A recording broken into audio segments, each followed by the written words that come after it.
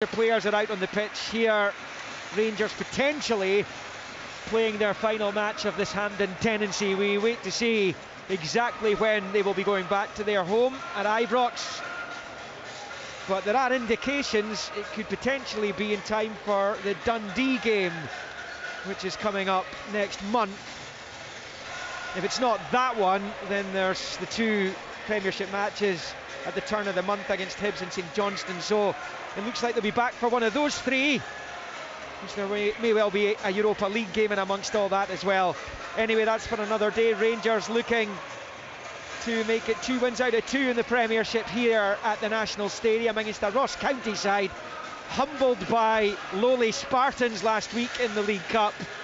As they exited, Rangers came through against St Johnstone to take their place in the quarter-final draw. And it's going to be Rangers to kick this one off. It's kind of grey leaden skies now all of a sudden. Rangers in the blue shirts, white shorts, black socks with the red tops will shoot left to right towards the Tory Glen east end of the stadium. County in their change colours of red tops, navy shorts, white socks. Game on here, and it's out to Tavernier, out to the right for Sterling, who ushers it out of play unintentionally for a throw into County on this near side. And Don Cowie down there with his hands in his pockets will be demanding a serious reaction, Neil McCann, I would have thought, from his players today after that sobering experience in Edinburgh last weekend. Yeah, I remember him talking before the game, saying it was going to be tough, but I think he fully expected to go down there and progress. And yeah, that's a horror result, because as I've said about Hearts, it's one trophy that you can have your eyes on. I think in particular you've got a real chance of going and getting as a Premiership side, but depending on a favourable draw, of course, and good performances. But he's now out with that. But yeah, a certain reaction. Looking at it, as Billy absolutely napped it before the game, it's a 4-3-3 almost. It can go into a 3 at times as well, but it looks like a straightforward back 4-3-3. So they're going to have a go today against Rangers, so they're certainly looking for a reaction.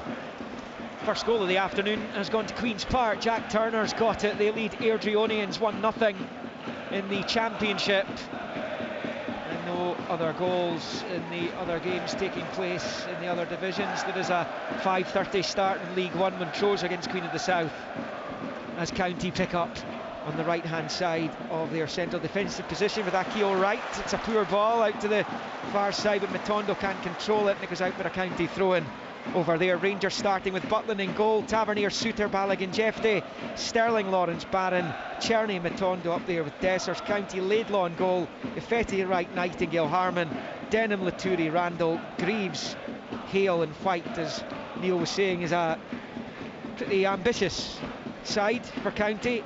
Of course, beat Rangers last time the sides met in the spring. In April it was. A lot to do with Rangers' faltering title challenge last term as it trickles over the line for a Rangers goal kick right hand side of the box. And Don Cowie knows that his players, albeit some changes, Neil, they can give Rangers problems, they can beat Rangers, they just haven't done it in Glasgow yet. No, but yeah, again, it is an ambitious setup that County have come to Hampden and deployed here under Don. I think they're really suffered with losing Simon Murray's energy up top, but in Hale I think they've got a natural goal scorer. The spread that they're going to have here is really interesting, because how they're going to try and dominate the pitch, because Tom Lawrence will be high, they're almost surrendering in that 10 position. But yeah, to get a result today, a lot's got to have to go right for Ross County. Matondo has it on the left hand side of the County box as Rangers do some attacking. Matondo, low ball into the area, Lawrence tapping it back to Sterling, right for Václav Czerny, level with the 6 yard line, pulls it across Loads, blocked pretty well at the left hand side of the 6 yard box by Nightingale, but it goes behind for a Rangers corner, the first of the match, 3 minutes in at nothing each. Czerny out on this near side to take in swinger. By the looks of things, there are some empty seats around Hampden. Rangers crying out to get back into their own stadium, I would suggest. Tavernier having a word with the Czech international down on this near side. It's the Rangers right down in this southeast corner of Hampden. Czerny with both hands in the air, left-footed delivery into the 6 yard box. Balogun was free, but he heads it back the way out of the box. Tavernier nods it back to the edge of the area for Dessers, who can't control, and then he fouls his man there just about midway inside.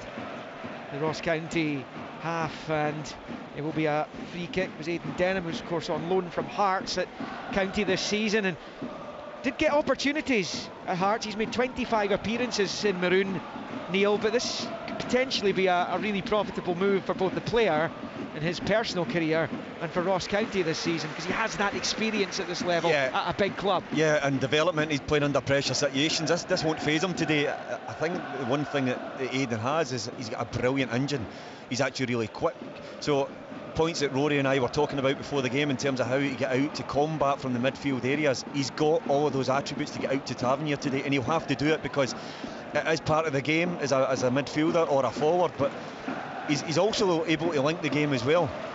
Journey for Rangers on this near side. He's given it away though. It's picked up by Laturi. The Canadian sweeps it forward with the right foot down the left hand side. Hale goes after it. Flag's down at the moment. Ronan Hale taking on Suter. Plays it off Suter and out for a throw in.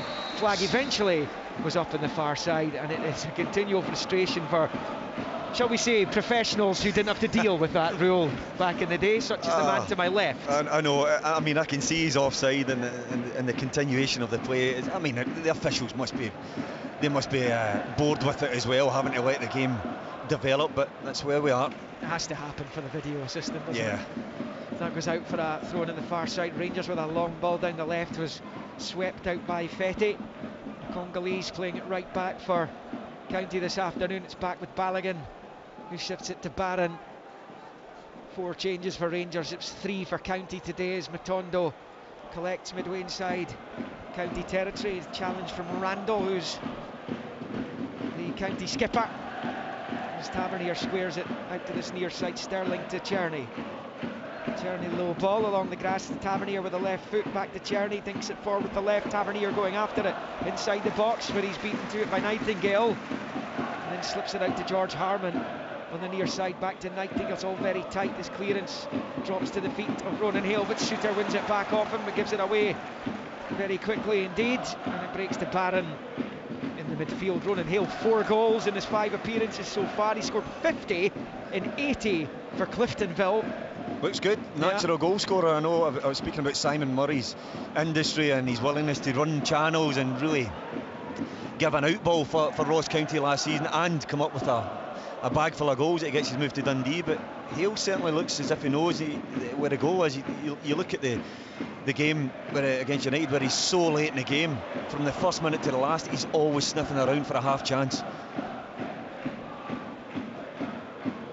No goals in the early exchanges here, just about 7 minutes into the game. And it is Rangers clearing through Jefty, hooks it over his head up towards the halfway line. The header from Randall out to that far side.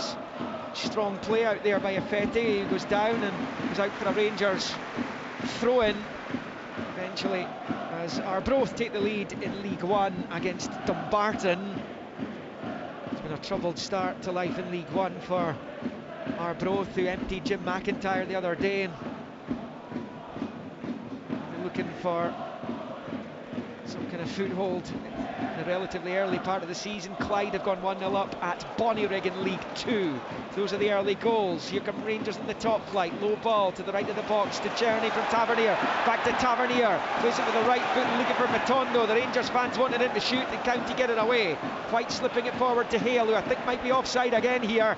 He's going to drive forward on the ball up against Suter, up to the edge of the box. Hale shoots! What a save. Brilliant save, Butland. Not once but twice there. Made the initial save and then managed to get back onto it the second time of asking, and there was no flag in the end, Neil. I think he was just inside his own half, Liam. I was watching it, I'm thinking, right, they needs to release the pass, Jordan White, and he maybe did it right on time. Philippe Clement is asking for offside, but I think he was just inside his own half. But a couple of moments before it leads to that breakaway from Ross County was James Tavernier comes into the box, breaks in. My only surprise is he doesn't pull the trigger with the left foot. I thought it was there to be struck. We know he can score goals from there, maybe not known off his left side, but he chose to try and find a really difficult pass, and that presented the opportunity for Ross County to go and attack in the wide area where Hale runs into. I think you give Ronan Hale that kind of sighted goal. What a strike it is. It's a great effort, and it's with a the brilliant right save. foot. Yeah, Butland again pulling off a great save. I was talking about the number of goals he scored for the Belfast club Cliftonville.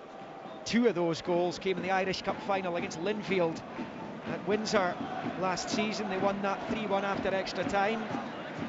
No love lost between those clubs. As Conor Barron picks up between the centre-backs, midway inside his own half, to the right for Souttar, then back to the edge of the box for Butland. Short ball to his left for Leon Balogun, taking it up towards halfway, rolls it down the line for Jefté.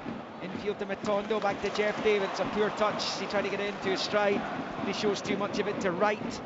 The County centre-back plays it off Jefté and out for a County throw-in over on that far side. He's got a really high position, Jefté, and as like Tavernier. Tavernier's coming in the pitch more, but Jefté, it seems to be holding his width. That's allowing Matondo to come in. The thing I would say about him, I think he's untested yet as a proper left back, I mean, in the defensive third.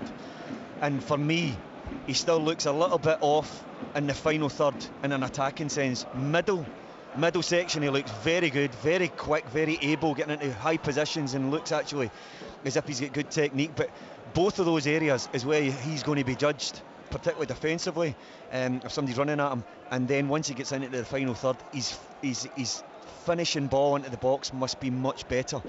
But so far, he looks as if he's wanting to get into a real aggressive position today. Liam Scullion got that Clyde goal. They're 1-0 up at Bonnyrigg in League 2, and that goal in League 1 for Arbroath was scored by Scott Stewart at the Rock. Here's Václav Černý playing it forward into the right hand side of the County box. There's a little push by Sterling. The defender, and that was Denham, who was back helping out. So that's going to be a free kick to Ross County inside their own box. 10.5 in at 0-0. County have the best chance of the game so far. And what I would say, Neil, is I don't think as much as this place, when it's full and it's rocking, as a visiting team, whether it's an international game or what, I don't think it has that same fear factor as a full Ibrox does for Rangers. No, of course it doesn't. I mean, there's a fair spread of fans here. I think if you squeeze them all in, it would probably fill half the ground comfortably, and it would feel really intense. But they've tried to separate out the fans just to create the noise around the whole stadium, and it isn't bad, but it's never going to be Ibrox. The good news for every Rangers fan and the team is it looks like not before long they might be back at Ibrox. I can see the pictures coming in certain guises, and it looks as if it's coming on. Edinburgh City have gone 1-0 up in League 2 at Station Park against Forfar. So Forfar 0, Edinburgh City 1. No goals here, but there has been a breakthrough in the Premiership, and Scott Tiffany has handed Dundee the lead at Easter Road against Hibernian.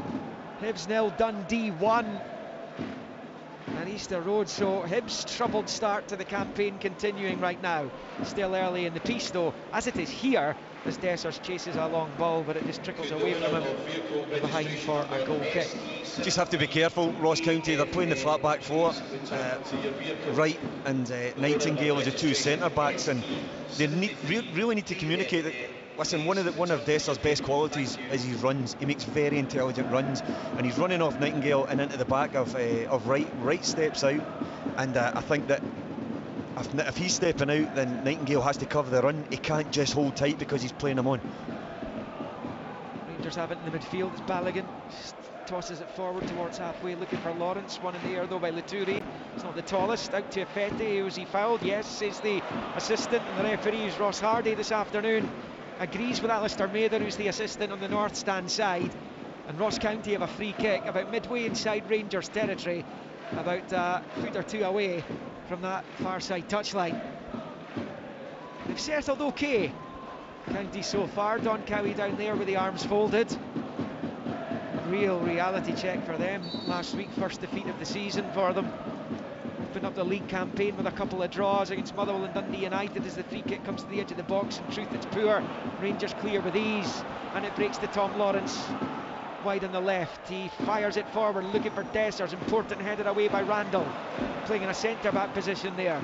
Drops to Tavernier, out to Černý, wide on the right, attacking the right angle of the box, left footed, low to Tavernier, right hand side of the D. Misunderstanding with Černý, and it will be passed straight out of the pitch for a goal kick, and it will stay Rangers 0, Ross County 0. And talking how important it is for County to, at the very least, put on a good performance the day after last weekend.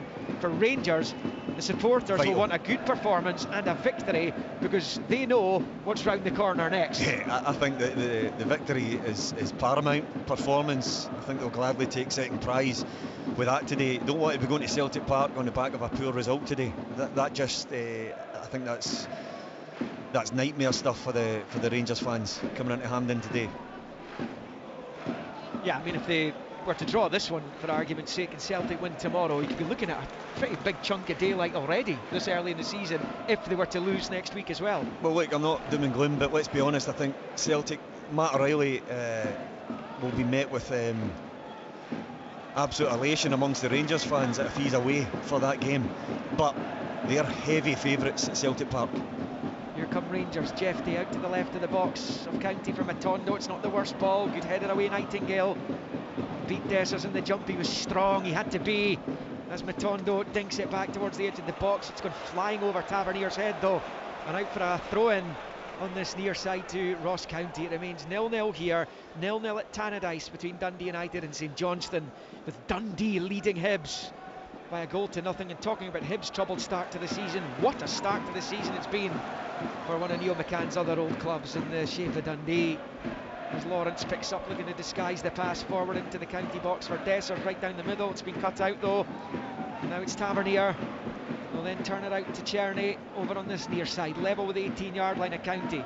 Rolls it back to the edge of the box for Lawrence, right-footed ball pushed forward into the area. Lawrence still chases, it comes right through though to the towering figure of Ross Laidlaw, but the free kick's been given to County at the edge of their own box here. In any case, 15 in, sunshine again here, and a mixed bag day weather-wise in Glasgow. It is Rangers 0, County 0. Talking about Dundee start the season, Neil, I mean, how good, great campaign last time around. Yeah, what a start, they're flying. They've just continued on, been shrewd in the market as well, you have to say, Tony Dock, but Tiffany coming back in, you can see that he's bringing players in, he's still making players feel part of the group, part of the team, part of the process, and what's happening there. Tiffany coming in against Hearts was excellent.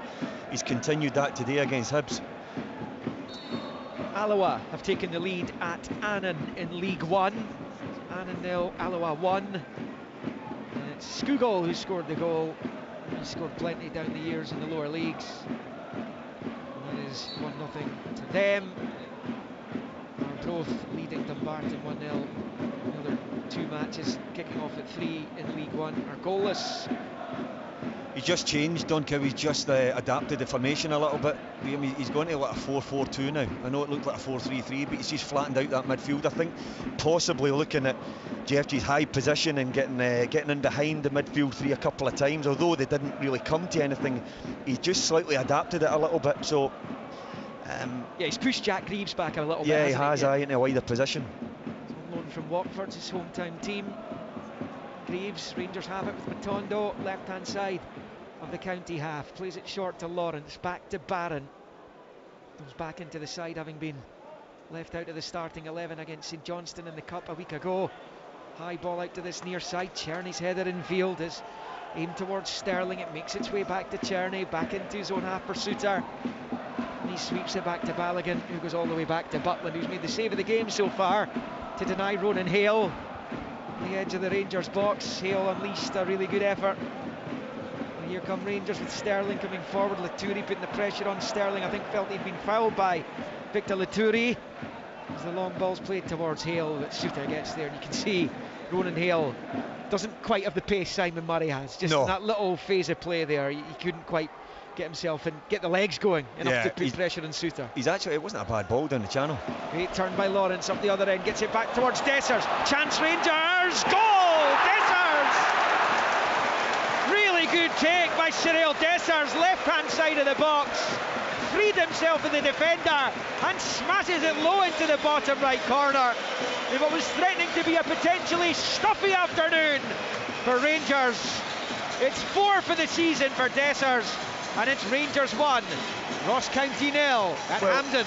The most impressive thing about this for me on Cyril Dessers is it pulled the trigger, because when it gets slipped through him, I have to say, a brilliant ball from Tom Lawrence, just takes it and his stride just toe pokes it into the run of Dessers. He's pulled away, because I was talking about the relationship with the two centre-backs. Wright stepping out, Nightingale staying in. Dessers knows he's onside, so as soon as that little ball was just prodded past Wright, Dessers has got a look at the goal. I thought for a moment he was going to chop back, but he didn't. He took a touch, smashed it with his left foot into the side netting, and it's brilliant. And it's probably a criticism that comes across his way sometimes, that he doesn't pull the trigger quick enough, he doesn't use his instincts more. But at that time he certainly did. He's strong, it's true, it's powerful, and it's a brilliant start for Rangers. It's been a brilliant start to the season for Dessers. His goals have been so important to them, even this early, haven't they? They have, I mean, he has scored big goals, and he's got a good goal return. There's elements of his game are very, very, I think they're loose. I used the word scrubby. I think it's just untidy. His link-up play needs to be much better. But his runs are brilliant, and so many times he probably doesn't take the chances that come his way, but you can't argue that he has scored already this season some important goals. And listen, we're already talking about how important this game could be going into next weekend. You don't want to have any slip-ups, so that's just settled the nerves somewhat. 2-0 to Edinburgh City at Forfar Athletic in League Two. Lawson and Young with the goals for the capital side in that one, and the deadlock very much broken here at Hampden by Cyril Dessers. That's 4 goals in just over 5 matches now.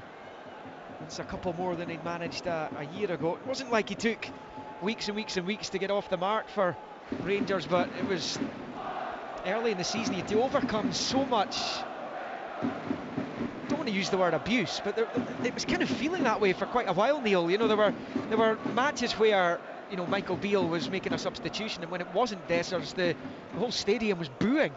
I think he's resilient, and he's got a strong character. I've always said he's a brilliant teammate, and this is another really good one. And Czerny's fired it forward towards him. He's onto the ball now. 2 to his left if he can get it through to one of them. He's found Lawrence. Chance for 2. He puts it past. What an opportunity! And Tom Lawrence hangs his head in his hands. Little wonder. How important will that prove to be this afternoon? It should be 2, but it stays at Rangers 1, Ross County 0. Same 2 players involved. It was a little gift back from Dessers to Tom Lawrence, who had made up the ground brilliantly. Speaking about your number 10, needs to score goals, needs to create, needs to score goals. So he's created Tom Lawrence, tick that box, and I tell you should put Rangers 2-0 up here. Dessers makes an absolutely fantastic run in the channel. He's away on it. He's got a presence of mind to turn back, because Wright's shutting him down, so the space is gone to go through and goal. And I was wondered, did they have awareness? And he did have. What a beautiful little ball to Lawrence. He's got to finish. Laidlaw's out quick. All he needs to do is just open his foot, slide it down the side of him. He's gone for a smaller part of the target and tried to drag it wide. Huge opportunity. On the flip side to that, Don Cowie must be pretty concerned with the ease with which Rangers are cutting open his defence right now. That one there, that was 2 passes and Lawrence was in. It was Czerny to Dessers to Lawrence, and he's one-on-one with the keeper. Yeah, they are. I mean, it's an aggressive. We said it right from the off, didn't we? It was quite an aggressive setup. 4-3-3. Dodgy thought 3-4-3, but it was just slightly adapted, and he's had to change it a wee bit to go to a 4-4-2. Just to stop Yefty, but they've managed to stop Yefty. But when you do that, you flatten out your 4. You almost surrender a little bit of ground in the middle of the pitch, and then people from the back line step in, create gaps. They've been punished. So in the Premiership here, Rangers 1, Ross County 0. It's Hibs 0, Dundee 1, and goalless at Tannadice between Dundee United and St Johnstone. In the Championship, Queen's Park have gone 2-0 up on Airdrieonians, who are having a terrible time of it. After all the praise that Rhys McCabe has garnered over the last couple of seasons, Airdrieonians 0, Queen's Park 2 is a current scoreline at the Excelsior, and Zach Rudden has added to that Turner goal, which was the first one of the SPFL this afternoon. It's goalless in the other 4 games in the Championship at Somerset, in Falkirk, at Hamilton, Livingston. League 1, Anna 0, Alloa 1, Dumbarton 0, Arbroath 1, goalless Kelty Hearts, Cally Thistle and Stennismuir Cove. Montrose Queen of the South, a 5:30 kick-off. And in League 2, Bonnyrigg 0, Clyde 1, Forfar 0, Edinburgh City 2, goalless Spartans Peterhead, Stirling Albion East 5 and Stranraer Elgin City. Noticed earlier, Brighton 2, Manchester United 1 in the English Premier League, and by all accounts Billy Gilmore put in a magnificent performance in what could be his final outing as a Brighton player, with a move to Napoli, very much mooted. Scott McTominay was a Manchester United sub, and he's been linked with Napoli as well. Here come Rangers here. They are 1-0 up. They should be 2-0 up, and they're flying forward with Václav Černý down the right, sliding into Nightingale to prevent him getting through as it breaks to Laturi in the midfield. He plays it out to this near side, and it's going to be County in possession down on the near side with Denham. Passes it back, gives off the Rangers boot, and out for a throw-in to the visitors on this near side. We're on 24 minutes at the National Stadium. Rangers 1, Ross County 0. And George Harman over it. One of the County members of last season's squad and the season before that as well. Of course, he's come up with some important goals, including a wonderful performance actually against Rangers in Dingwall in April. Doesn't score terribly often, but he's come up with some big moments, like the playoff final second leg against Partick Thistle the season before last as well. There were plenty departures from County in the summer, most notably Murray and Danda, of course, as Fetty gets himself into a position he probably doesn't want to be in, but he's emerged with the ball anyway, right to the centre circle in the Rangers half. I'm not sure why he's passed it back to Randall, but he's given it straight to Dessers, who's now driving forward up to the edge of the box, back onto the left, he goes down. Rangers play on, and Matondo clips the top of the bar. And the referee had a little look at that and wondered whether that might be a penalty kick. Looks as though he's just given a goal kick. My gut instinct is that Dessers isn't asking for anything. I tell you, and he's no slow, and normally asking if his jersey's been pulled, there's been a little touch on him or a kick. There's no question from him at all, so I can only say that there was no contact generated by the Ross County defender getting back. Not sure it was a desperate one anyway, but when it comes to Matondo, again, he's just leaning back, goes for too much power, trying to guide it into the top corner. Margin for error is actually huge. But yeah, again, Dessers just steals the ball. He's looking sharp today. Yeah, he nicked in ahead of Randall, but the pass, surely, Neil, the pass was not back to Conor Randall when he's on pretty much nobody behind him and Cyril Dessers all over him. Yeah, well, the problem is as well, Liam, is you've got defenders stepping into midfield areas who don't look comfortable, and then selling your midfielder who's dropped to sort of half cover you shot, then that's a recipe for disaster. County been a little bit fortunate a couple of times. Matondo then clipping the bar there, and Lawrence was through one-on-one with the keeper, put it wide after the goal, which is giving Rangers a 1-0 lead that they're enjoying just now. It's a County ball, free kick fired out to the right for White. Gets something onto it, but it's away at the edge of his own box by Barron. It is Akil Wright, whose pass it was, straight back to Randall, missed by him. Dessers got onto it as that pass down the right is wasted, too much on it. Randall can't keep it in play, and it goes behind for a Rangers goal kick. Rangers leading by a goal to nil. Dundee leading at Easter Road still by a Scott Tiffany goal to nil. Just piling the pressure on David Gray. It doesn't, for the Hibs fans, surely bear thinking about changing manager yet again. They've gone through so many, 3 of them had a crack at it last season. Something's not right at the club. Still goalless at Tannadice. Here is Jack Butland, the edge of his own box, just playing it short low to Balogun. His ball forward to Jefte, and back to Leon Balogun, who replaces Robin Proper in the starting 11 today. Proper not involved at all this afternoon, though the word from Philippe Clement is that he will be back for the Celtic game in 8 days' time. I wonder if he puts him straight back in, though, given Balogun's got the experience of that fixture, and it's not for the faint-hearted. If you're a debutant, there's Barron, plays it left to right of the circle for Václav Černý, forward to the feet of Lawrence, out to the right, it's Sterling. Sterling took the chance to pull it back, breaks off Harman, and then sliding in to put it out for a Rangers throw-in is Conor Randall. Rangers in their stride here. County chasing shadows just a little bit at the moment, as Sterling plays the throw-in short to Tavernier. Back to Sterling, level with the County penalty spot, plays it in, it's sliced into the air by Nightingale, back towards his own goal. He's under serious pressure, he's managed to get it half away. Tavernier with a snapshot which is blocked and cleared by Conor Randall, all the way through to Butland. But yet another nervy moment for that Ross County defence, and despite the fact they started the season Yeah. relatively promisingly, sailing through their League Cup group, 2 opening draws in the Premiership, last week spooked them a little bit defensively by the looks of this. Yeah, probably. They look a wee bit unsteady and unsure of things coming in. To be fair to Nightingale, it was a horrible cross to deal with. It was whipped in and it just took a bounce right in front of him. He's going with his weaker side, his left side. Really poor connection. But I'm just not sure.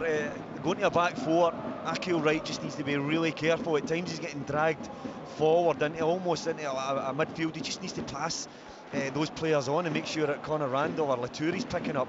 Don't break your back four. There's Matondo, brilliant turn from him. He's burning away from the full back. Into the box he goes. Still it's Matondo, just juggled away from him there. He's looking to get back onto it, then nicked away from him by Randall, who boots it clear with the right foot. Anywhere will do for Conor Randall.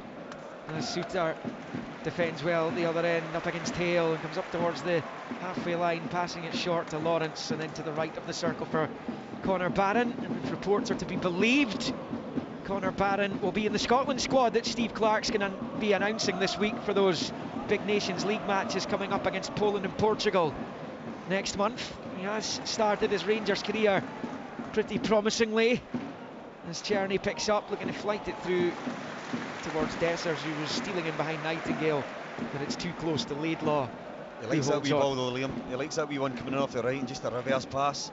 What have you made of Czerny? It's obviously I like him, yeah. You played on the other side, but yeah, I like him. I think he's clearly a real lefty where he wants to come inside on it. I never really operated on the right much, but he looks as if he just wants to come inside. He's got a goal in him. I think he's got a real eye for a pass as well. He looks quick over 30 yards. 20-30 yards, which is really important if you're in the forward areas. A wee bit of what Rory's talking about, make sure if you can keep in those areas, but I'm not sure how quick he is over the longer distance. But I think it's a good bit of business. Just need to compliment on the other side. Rabin Matondo, just in that moment ago, where he just absolutely skins away from Affetti, leaves him for dead, and then the final decision, that final bit of polish, fizz the ball across the face, get it out your feet, have a shot. Neither. He needs to do that better. I suspect Rangers could be quite busy in the final week of the transfer window coming up as Czerny picks up. He's in a central area, rolls it short to Matondo. He's at the edge of the box, he turns, he shoots, it's blocked. Jeff Day, I think, was the man absolutely for Rangers though on the far side. Matondo got in the way rather. County get it away. Here come Rangers again on the near side. It's Lawrence, low ball in field to Tavernier, and he sweeps it out to Sterling. He'll keep the attack going by finding Jeff Day. Controls, crosses in with the left, flicked away by Denham. Barron trying to get onto it on the near side, pinched off him brilliantly by Ronan Hale. Yep. Hale then gives it straight to Tavernier though, so he spoils his good work. Yeah, I mean, he never had many options. He couldn't run him. He knew he hasn't got the gas to run Suter, and Jordan White is too deep because he's withdrawn from the centre forward position. I think if they're defending like that, the central man needs to get high. Just stay high, sacrifice yourself, give an out ball to your team, because so often in the last probably 10-15 minutes, Ross County have really been pinned with no release valve to escape the pressure that Rangers are putting them under. Former Ross County man Regan Tumulty's given Hamilton the lead against another troubled side in the shape of Dunfermline Athletic.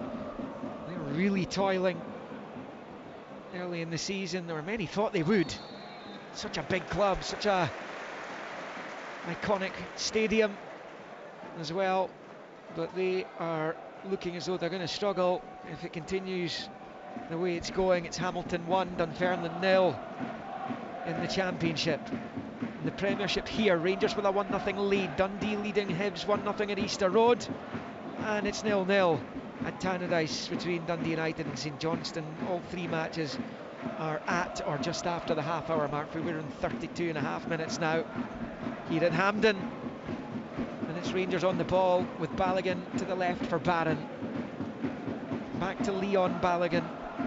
His second spell at the club. There were times last season where he looked like the most proficient of the Rangers centre backs. And of course, it looks as though Ben Davies is going to be heading out on loan as that long ball forward sails behind harmlessly. And a Ross County throw-in, I think, down by the corner flag over on the far side. Yeah, Ben Davies looks like he's heading as well, and it's again Philippe Clement. He's having to refurbish the squad. He's not got much time to bring reinforcements in now. It's just a week left. He's not, but he's brought in Proper to play left centre back as well, Liam, and he's injured. I mean, is that a long term? I think he's going to be back for next week. He's back next week. Yeah, so he says. Yeah, exactly. So I mean, that might just delay things a wee bit. You don't want to be getting into that game if Proper's not fit, and you've got Balogun and Suter. So yeah, decisions to be made. I think everybody concerned with Rangers wants to see some additions. They probably want to see some exits as well, guys that have maybe not performed to their expectations and on decent wages. So it's not easy though, is what I'd like to offer. That it is very difficult to get players to look for a different challenge if they're on very good money and they're not going to get it elsewhere. Something like a move potentially to Birmingham City on loan for Ben Davis. Rangers meantime have a free kick just a few yards from the north stand side touchline. Over on the left, it's beyond the midway point of the county half, so this is a real attacking opportunity for Rangers. There's a couple of lines of players either side of the 18-yard line, the edge of the county box. Czerny and Tavernier over it. Tavernier floats it in. It looks like it's Laidlaw, and it is, as he holds on in the 6-yard line. Rangers 1, Ross County 0. Just over 10 minutes to go until half time. It's out to this near side for George Harman. Under pressure from Sterling, who throws it out for a throw to County. Down here, Don Cowie a little bit frustrated. You can understand that. Start the game not badly, but lots of errors. Yeah. Not just on the ball, but out of possession, out of position. Yeah, you can see there that the big miss that Ross County are feeling right now is generally if George Harman's get that ball, the left channel's where Murray lived, and he used to spin in there all the time. But what about that from Hale? Lovely little That's back beautiful. heel, and now Denham left hand side of the Rangers box pulls it back, blocked by Barron, and he'll accept. Well, I was about to say he'll accept the corner. It's not coming. The referee says goal kick only. Yeah, it might have just grazed off him, but you're right, it's a beautiful little touch from Hale. But he's just not quick enough then to get into the box, which is the one man that you want to make the box along with Jordan White there. Aidan Denham's actually just got to fizz it in, just make sure that he's putting it into the 6-yard box with a little bit of shape on it. Rangers defenders going back towards their own box. If the strikers are not there, in particular Jordan White, then you can have a word with him. You can tell him to make sure that he's going to be in the box. If you don't deliver, then you bet your boots that the big man's going to have something to say about it. County's next couple of games, either side of the international break, both at home. They've got a much better record than they do away. They play Aberdeen and Dundee, their side of the Scotland matches, and it's knocking on a year since they won an away league match, which you're always going to be in trouble if you're winning one away game a season. Yeah. And that's what it was for County last term. Yeah, I mean that's. I tell you what, you surprise me sometimes with your stats, Liam. That's a good one. Not for County, it isn't. No, it's not for County. They won at Kilmarnock, which ironically was one of the tougher places to get maximum points last season. The start of September last year was the last time they won away in the Premiership. Well, that just shows you how difficult it is in this division, and how important it is to just try and nick a few really good results away from home. Obviously going to Glasgow is going to be difficult, come to Rangers and Celtic, but the other teams, if you can just get your game plan right and nick a few, it just makes things all that much easier come the end of the season, and you might not find yourself down that dreaded playoff spot or worse. There's a long ball into the box, there's a header, it's just wide. The flag's gone up though against Matondo. Did look as though he was in way too much space, but we were rabbiting on there, and I was certainly rabbiting on, but I had one eye in the game, Liam, and I didn't want to get too excited because I could see that for me again he was offside, but again he's not to know that, and it's a really poor miss. A header. It goes back to what I'm talking about when we were discussing about this number 10. I think Tom Lawrence has looked okay today in there. Again, he's got an assist. He should have had a goal himself, but the wide players need to chip in more. If you're playing with a front three, they need to chip in more with goals. Cove Rangers have gone 1-0 up at Ochilview against Stenhousemuir as Laidlaw slips, but it's a happy accident. Yeah, this guy slipped out to this near side for Akil Wright, who can clear long ball up to halfway. Yeah, Finlay Marshall, who's on loan from neighbours Aberdeen, has given Cove the lead at Steny in League One. Stennismuir 0, Cove Rangers 1. We've got a couple of boys up there. Is it Elmsley? Yeah, he's there as well. Yeah, he's a really good wee player, a winger. I think he's a player that I think will develop into a really good pro, and will find himself into the Aberdeen side, in my opinion. We've got a good 18s team right now, Aberdeen. Alfie Babbage has been linked with a loan move as well. Another good striker, yeah. Obviously, Fletcher Boyd coming into the side at the tail end of last season. Anyway, Rangers leading Ross County by a goal to nil here in the Premiership. Still Dundee leading Hibs 1-0 in the capital. Czerny rolling it back for Suter, who squares it to Balogun. Low ball out to Barron on that left-hand side. Taking it up towards halfway. And turning it back, squaring it infield, left of the circle for Lawrence. And then to Balogun, out to Suter. And on this near side for Tavernier. Low ball forward, looking for Czerny. Stabbed back Tavernier, and now it's with Lawrence, right of the circle. Forward it comes here for Matondo. He's got to get more awareness there. It opened up for Yefty. One player comes in, you better know that Yefty's going round on the outside. He's got to help that on. Yeah, game intelligence that. Czerny finds Dessers. Nightingale's challenge. It's gone behind for the corner though. To Rangers, 6 minutes left of the opening 45 here on Glasgow South Side. I'm just watching Jeffy out there. He's his head in his hands, and he's trying to tell Matondo just to have a bit of vision there, because everybody in the stadium can see it needs just to be developed first time. James Tavernier going over to take. Cyril Dessers with the only goal of the game here. It was a well taken finish as well on 19 minutes. In swinging corner from Tavernier over in that northeast corner. The Rangers left. So they attack the goal to the right. It's taken short to Czerny. Loops it into the box. Shooter's header tipped over by Laidlaw. He wasn't sure if it was going underneath his crossbar or not. So he gets fingertips to it, and it will be another Rangers corner. I think it's a really good stop, you know. I think that might have just been hitting the underside of the bar. Ross County are jostling. I think it's Nightingale and Jordan White. I think Jordan White was on Suter, but because of the separation with the two centre backs, they're dancing around. So Nightingale was deepened. That freed up Balogun, that actually maybe played his part in bumping Jordan White and allowing Suter to get his head onto the cross from the corner kick. But yeah, good stop from Laidlaw. Stoppage in play here. Rangers have a man Balogun, down. I think it is. It's involved in that little barge. He's down just sort of between the penalty spot and the 6-yard box, 6-yard line in the county penalty area. So Rangers will have a corner once this is sorted out. They've had their opportunities since getting the opening goal. Rangers through Dessers, Lawrence, Matondo and Suter there have had chances.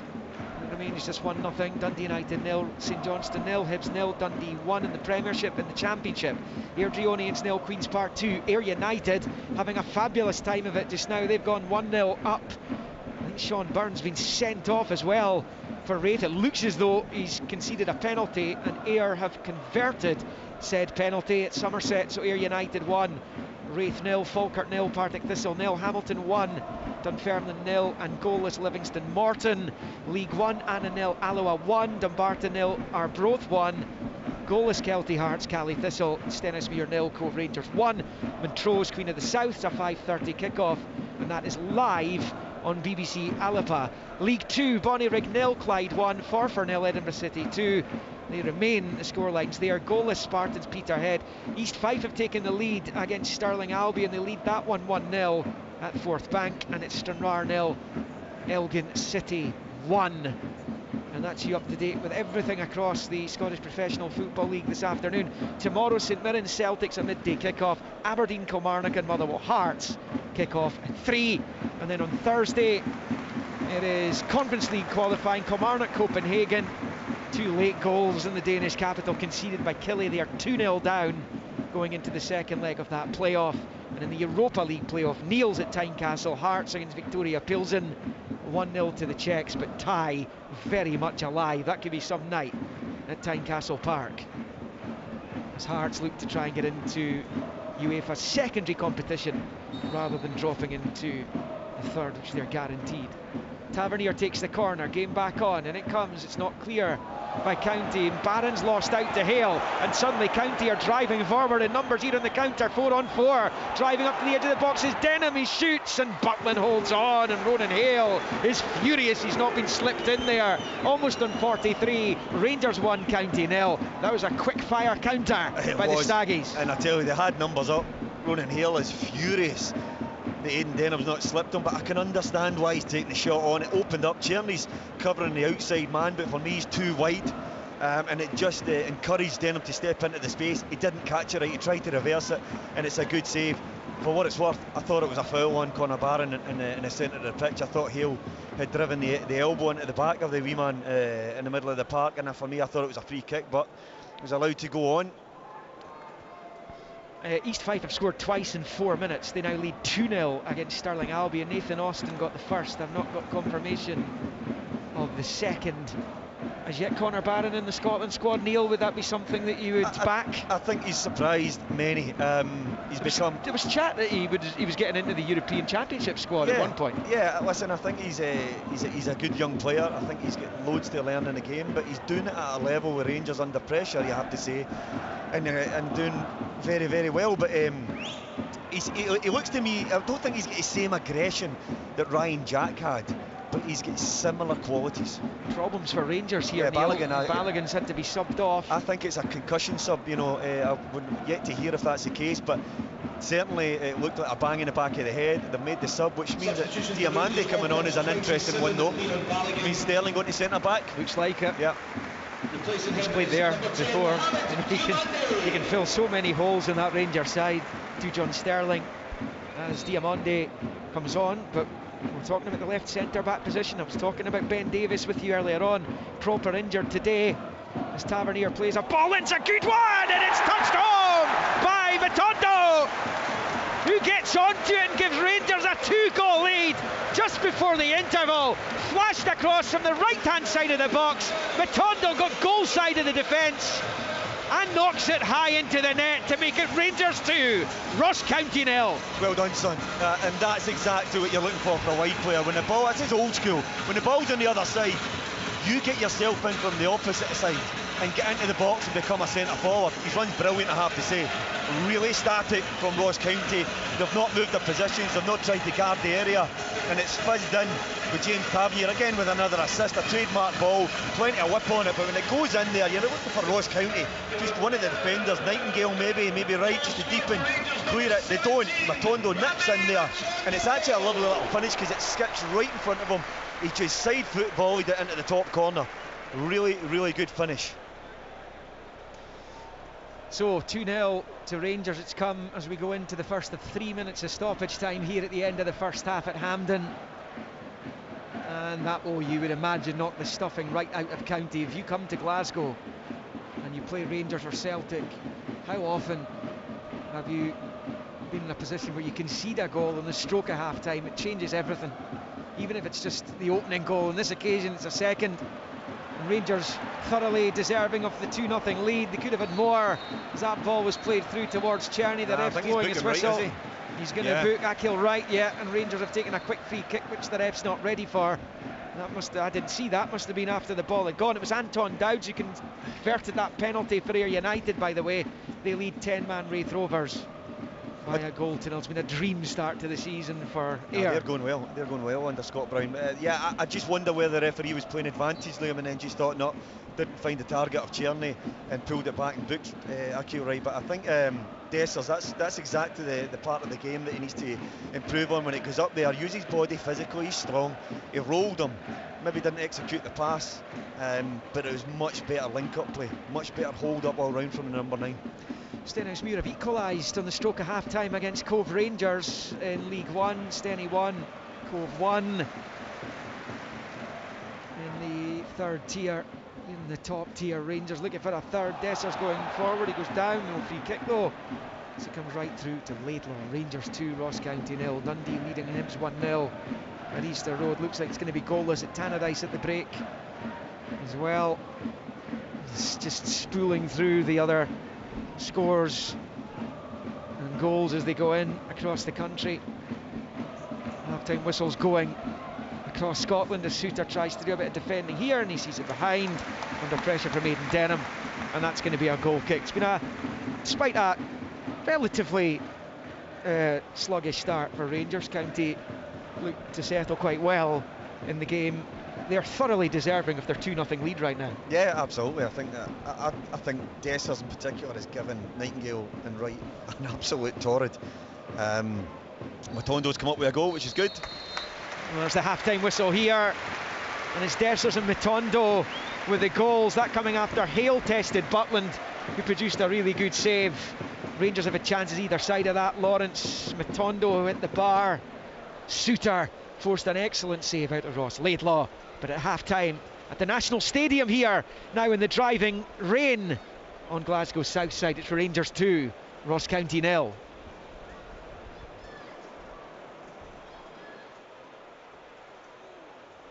Partick Thistle down to 10 men. Ben Stanaway sent off after 25 minutes. We'll give you a full rundown of all the scores at half-time, and remember, open all mics to come in the second half, or the option of commentary from the National Stadium.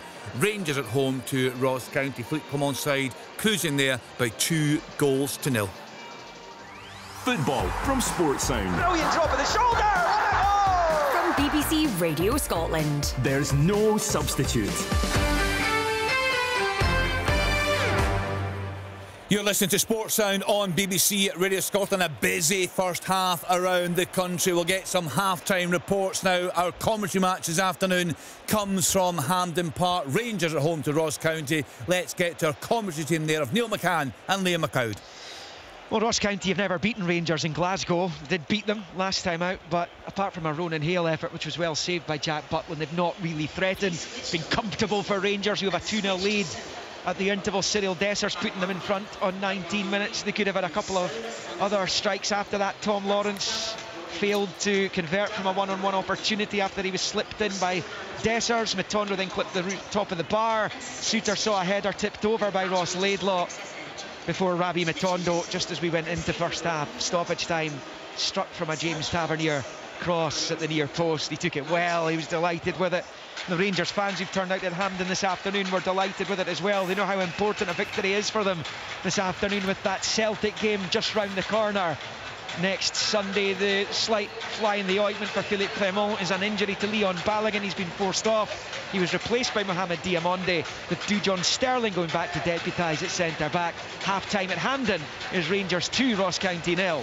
Thanks to the guys there at Hampden Park. Billy Dodds is on open all mics duty for us there. Let's then get to Easter Road. Late drama there. Hibs against Dundee. Let's hear from Alan Preston. Yeah, the half-time, Kenny, it's 1-1, and Dundee have dominated this opening period, and they took the lead in 9 minutes. It was a cross to the back post. Really poor clearance from Jordan Abito on his right foot. It fell to Cameron. He wiggled his way by 2 Hibs men, then rolled it square to Tiffany, and a lovely right foot, side foot pass into the bottom corner gave Dundee the lead. It was almost 2-0 in 19 minutes. Cameron with a deflected shot, again a poor clearance from the Hibs defence, came out to Cameron. He had a shot was deflected and went in, but Murray was flagged in a very, very tight offside. Hibs got back into the game. It was a free kick. They'd already had numerous free kicks at the edge of the box, which Cadden had wasted, but this time Newell was downed, and it was 24 yards out. There was Martin Boyle, who we touched on during commentary, needs to do more for Hibs, and he certainly did. He curled it round the wall into the back of the net. Goals change games. Hibs would have been booed off if that goal hadn't gone in, but a half-time score, Hibs 1, Dundee 1. Thanks to Alan Preston. Next stop, Tannadice. Dundee United at home to St Johnstone. Let's hear from Willie Miller. Yeah, Kenny, unfortunately it's goalless here at half-time, and it's been a rather disappointing first 45 minutes. The big crowd here in the sunshine can only hope that it gets better in the second. You would have thought with the players in show, Babunski, Van der Sande, Trapanovsky, Kimpioka and Sidibe, that we would have goal-mouth incidents, and we haven't really had anything from them. It's been a hard-working afternoon for both sets of players, but it's been really scrappy and you know, lacking totally in creativity.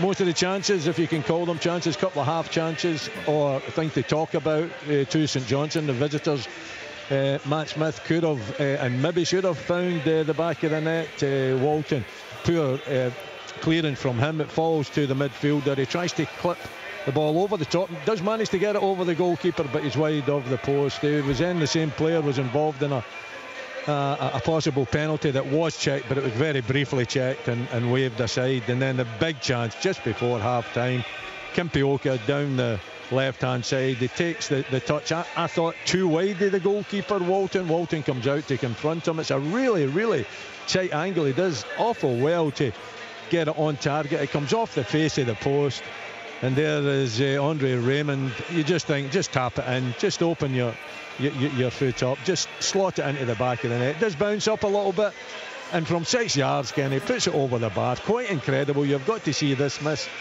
It's a sensational miss, and unfortunately for St Johnstone, they go in at half-time in equal terms at 0-0, but it should have been just before half-time, them taking the lead, but that chance wasn't taken. So a disappointing game, hopefully better in the second half, goalless at half-time. Really describing that miss perfectly. You can catch it on Sports Team this evening at 7:15. So half-time scores in the top flight: Dundee United 0, St Johnstone 0, Hibs 1, Dundee 1, Rangers 2, Ross County 0. Let's get into the Championship and head for the leaders at Somerset Park. Ayr United at home to Raith Rovers, and hear from Chip Young. Ayr United 1, Raith Rovers 0, and you sense changes in the air for these football clubs. Ayr United, for me, have got the wind in their sails as a team, as a club. They are surely heading in the right direction. Troubled times for Raith Rovers. They have still managers. They sacked Ian Murray after the first game of the season. They still haven't appointed a new boss. David Healy, I think, is the leader in the clubhouse, but whoever comes in will have concerns. They're trailing by a 0-0 and they're down to 10 men. Sean Byrne red carded after, and it was a straight red card after a foul which brought a penalty kick for Anton Dowds to strike away with his right foot and give United a lead in the first half. They've also been peppered with other yellow cards. George Stanger for United, Dylan Easton in an early yellow one for John Potter's side. John Potter, of course, in temporary charge of the team. And I have to say, it's Ayr United for me who have got fire in their bellies. They're getting forward, they're getting the ball wide, they're getting telling crosses into the park, and even with Paul Hanlon making his first competitive start for Raith Rovers at the back, they do look to be a little all over the place. Interesting times. The new stand open at Somerset Park. Great enthusiasm from the town for Ayr United, and the growing fan base, I have to say as well. Scott Brown doing a good job at Somerset Park, and it's Raith and Rovers who trail them, Ayr United, by a 0-0 at half-time. That penalty from Anton Dowds. Very good story down there at Somerset Park. Also very good times at the Falkirk Stadium. They are in second place in the Championship table as things stand. They're at home to Partick Thistle this afternoon. There for us, Andy Burke. An entertaining but ultimately goalless first half here at the Falkirk Stadium. The Bairns, of course, looking to ride the crest of the wave created by that fantastic League Cup win over Hearts, and they threaten first here with a great running shot from Ethan Ross that curled just wide of the post. Calvin Miller cut in from the opposite flank, contested Miles Roberts in the Thistle goal. And in 25 minutes, things got much harder for the visitors when they were reduced to 10 men. Already on a booking, Partick midfielder Ben Stanway made the crazy decision to take a dive in the Falkirk box. Referee Lloyd Wilson wasn't fooled and flashed a second yellow and then the red to bring Stanway's afternoon to a premature end. Thistle actually responded pretty well, and Rico Diak had a good chance but was denied by Nicky Hogarth in the Falkirk goal. Just before half-time, Falkirk almost broke the deadlock when Sean Mackey let fly with a pile driver from 25 yards, only denied by a brilliant save by Miles Roberts, who tipped the ball onto the crossbar. I'm convinced, Kenny, there are goals in this game, but they've not arrived yet. Half-time, Falkirk 0, Partick Thistle 0. Yeah, I think you're learning from the man that was on before you, Mr. Chip Young. Never short of a bold prediction. Let's find out. They've been in great form, John McGlynn's side. Terrific victory, of course, in the Cup over Hearts last weekend. Let's now head to West Lothian. Livingston at home to Morton, and hear from Gully Singh. Yes, Kenny, 0-0 here at half-time, Livingston versus Greenock Morton. David Martindale's side should be ahead. They had a chance early on, and Andrew Shirley laid it off in the path of Stephen Kelly. His shot just shy of the right-hand post. The first half of the first 30 minutes, quite quiet, overall affair, not great viewing. Morton did get the break of the ball just inside their own half. Owen Moffat He was inside the box, he cut on to his right foot, his effort was pushed out for a corner. The first time they managed to test the Livy keeper, Cammy Ballantyne for Dougie Emery's side with the outside of his foot. He found the net, but it was ruled out for a clear offside. 30 minutes, Livy captain Jamie Brandon was shown a yellow card, but then towards the end of the first half, Livy with a promising chance, a move down the right, ball whipped in from Daniel Finlayson with a cross. Stevie May looked to connect before it fell to Tete Yenge. He got a shot away, he fired over, he could have done a lot better. But then on 40 minutes, the best chance of the game, Tete Yenge is layoff for Finlayson. He looked to pass it in. He beat in Woods, clearly in goal, but it was cleared off the line. Greenock Morton so far have scored no goals in the Championship and have conceded none, so they maintain their 100% clean sheet for the season. So far, Livingston 0, Greenock Morton 0. Thanks to Gully. So in the Championship, Airdrie 0, Queen's Park 2, Ayr United 1, 10-man Raith Rovers 0, Falkirk 0, 10-man Partick Thistle 0, Hamilton Accies 1, Dunfermline 0, Livingston 0, Morton 0, and in League 1, Annan Athletic 0, Alloa Athletic 1, Dumbarton 0, Arbroath 1, Kelty Hearts 0, Inverness Cally Thistle 0, Stenhousemuir 1, Cove Rangers 1, 5:30 kick-off, Montrose at home to Queen of the South. And in League 2, Bonnyrigg Rose 0, Clyde 1, Forfar Athletic 0, Edinburgh City 2, Spartans 0, Peterhead 0, Stirling Albion 0, East Fife 2, Stranraer 0, Elgin City 0. And in England, full-time score, Brighton 2, Manchester United 1. Half-time scores, Crystal Palace 0, West Ham United 0, Fulham 1, Leicester City 1, Manchester City 3, Ipswich 1. They were behind Pep Guardiola's side. Southampton 0, Nottingham Forest 0, Spurs 2, Everton 0.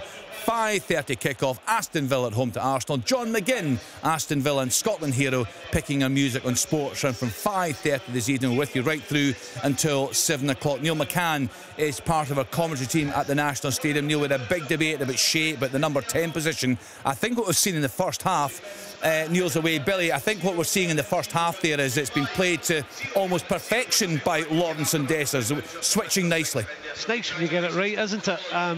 I think you're right to bring up the question, Kenny, when it comes to a 10, what's his role?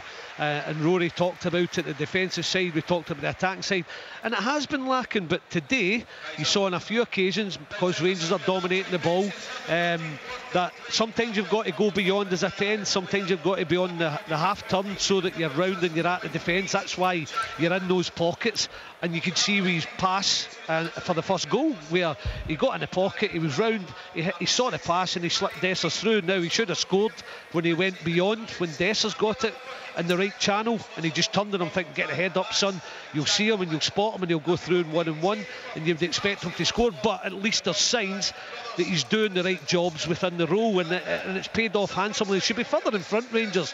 Ross County have had a couple of chances on the counter-attack. We said they were going to do that, but Rangers have done their job well today. Czerny, when he gets in those pockets as well, Rory talked about the front four, he gets round and he's got an unbelievable vision to see runs and to hit a pass. I know he's got a goal in him as well, we've seen that already since he's come to the club, so there are good signs, but it has to be more consistent, and that's what the debate has been. Tom Lawrence, can he do the job? Can he get beyond? Can he get goals? Can he get assists? He's done that today. It was like the shackles come off a bit, Billy, when the first goal went in. I thought it was they were a little bit unsure. I thought Ross County looked a little bit dangerous on the counter-attack for spells, but when that first goal went in for Rangers, it seemed like the weight of the world came off their shoulders and they started to play a little bit more freely, and especially in the forward areas. I was saying last weekend, Tom, in the programme, every season you get a club or a couple of clubs, just every week it's interesting to see how they get on, because the result could determine perhaps a series of events. It's way too early for that. Aberdeen and Hibs were two such examples last season. I think Hibs again this season, week in, week out, it's going to be very interesting to watch them. It is, and as we said at the start of the programme, on and off the field, it's going to be interesting. You know, David Gray, rookie manager, obviously he's desperate to deliver something for Hibs as a manager, having done it spectacularly as a player. But there's so many weaknesses in this Hibs team, most of them at the back. You know, Boyle's moment of brilliance has got them level. Can't rely on that. They have this team, for me, last season and in the early weeks of this season, they don't have solid foundations. And a solid foundation is a good, solid defence that's hard to break down. They're still conceding goals. We've been saying that for years, haven't we? We've said it for a long time, and the personnel changed. Personnel has changed in the summer, and we're trying to bed them in. Let's give them a bit of time. It's no point in running around with our hair on fire just yet. But if Hibs fans were hoping for an immediate fix to the defensive ailments, well, they haven't got it. You just want to see a sign, don't you? A sign. You're right. You're right, and it can't happen. It doesn't always happen overnight, but there's little things that happen that you think that's going the right way, or maybe going the wrong way. And Ekpiteta and O'Hora, two centre backs. Bashiri's not the answer, but I'm just not sure those two have done enough so far to convince many people that they're going in the right direction. And then Alan is saying the full-backs, they're not doing it today. I don't know, Alan, if you mean, is Alan still there? I think so, Alan. Yep. Yeah, I'm here. Yeah, do you think just today, Alan, the full-backs, or in general? No, in general. I think they get better. I think Cadden's better than Miller at right back. And I think Abita is decent going forward, but not a great defender. And as we've seen with the goal, he panics. It's a poor clearance. Really poor clearance, and I've actually seen the goal, and my first thoughts was correct. It's gone between the two on the outside of the wall. It's not gone round the wall. No, right. You'll watch it. It goes between the two and deflects off one of them. Give Martin Boyle credit, but the wall has to do better. If the wall stands tall, that doesn't go in. Speaking of Hibs, actually, I saw Nick Montgomery pop up this week. Was it in the Spurs bench? Was he was part of someo's backroom team? Did you see that? No, it's Nick Montgomery. No, is that Spurs? Spurs, Kenny, That's incredible, isn't it? The Beatles have split up, Kenny. I didn't know he'd gone there. I genuinely, I saw that game on Monday night, I had no idea.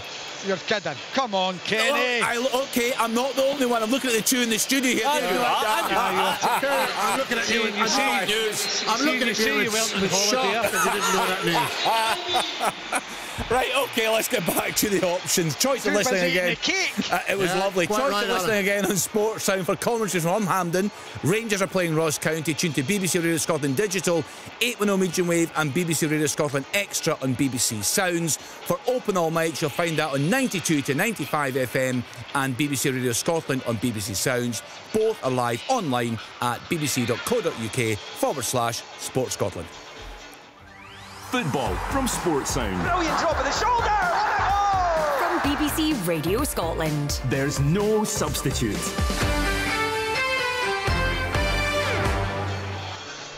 Now welcome back to listeners on Extra, 810 medium wave and on digital. Already a Ross County change. James Brown is coming on and he is going to replace Jack Greaves. I don't think there's any surprise about that. I don't think Greaves touched the ball too often in that first half. So Brown comes on. County are going to kick off in the sunshine, left to right in the red shirts. They're changed colours. Rangers in the blue shirts. And it will be County going left to right, shooting towards the east stand, with Rangers towards Mount Florida, the west end of the stadium, in this second half. Rangers then with a 2-0 lead, 2-goal cushion. And it is Suter to Sterling, who starts the second half at centre back, of course, after the withdrawal in the first of Leon Balogun. Diamonde was his replacement. He's on to it now in the midfield as it's shifted out to Suter. Neil, County 2-0 down. Yep. No surprise Don Cowie making the alteration. Yeah, he's made a change and he's changed his shape. Brown has come to the right wing back position and they've gone Fetty, Wright and Nightingale. Brilliant link up from Dessers there. Yeah, Dessers to Lawrence to Václav Černý, right hand side of the box, finds Diamonde back towards Černý and smuggled behind for the corner at the last there by Harman. And it's a Rangers corner over on the far side, and Černý looks like he's in a hurry to get things back underway. Yeah, just a shuffle, as you're saying about Ross County, but I mean, if you're going to go to three centre backs, that's when you can step one of them in on Dessers. He was allowed to just step in there, link the game, and Rangers had their first chance to put him under pressure. Laidlaw. Černý, the arm up in the air, he's ended up playing it short to Tavernier, and it's closed down by Laturi and out for the throw in. A complete waste, because Tavernier was about to do what Černý could have done in the first place. Out for a throw, Tavernier finds Černý, and now into the midfield for Lawrence, gets it back to Jefty, and he shifts it first time to Barron, right of the centre circle. Forward to Lawrence, to Barron, then out to the touchline for Tavernier. Down the right there for Černý. Then back to Tavernier, short to Diamonde.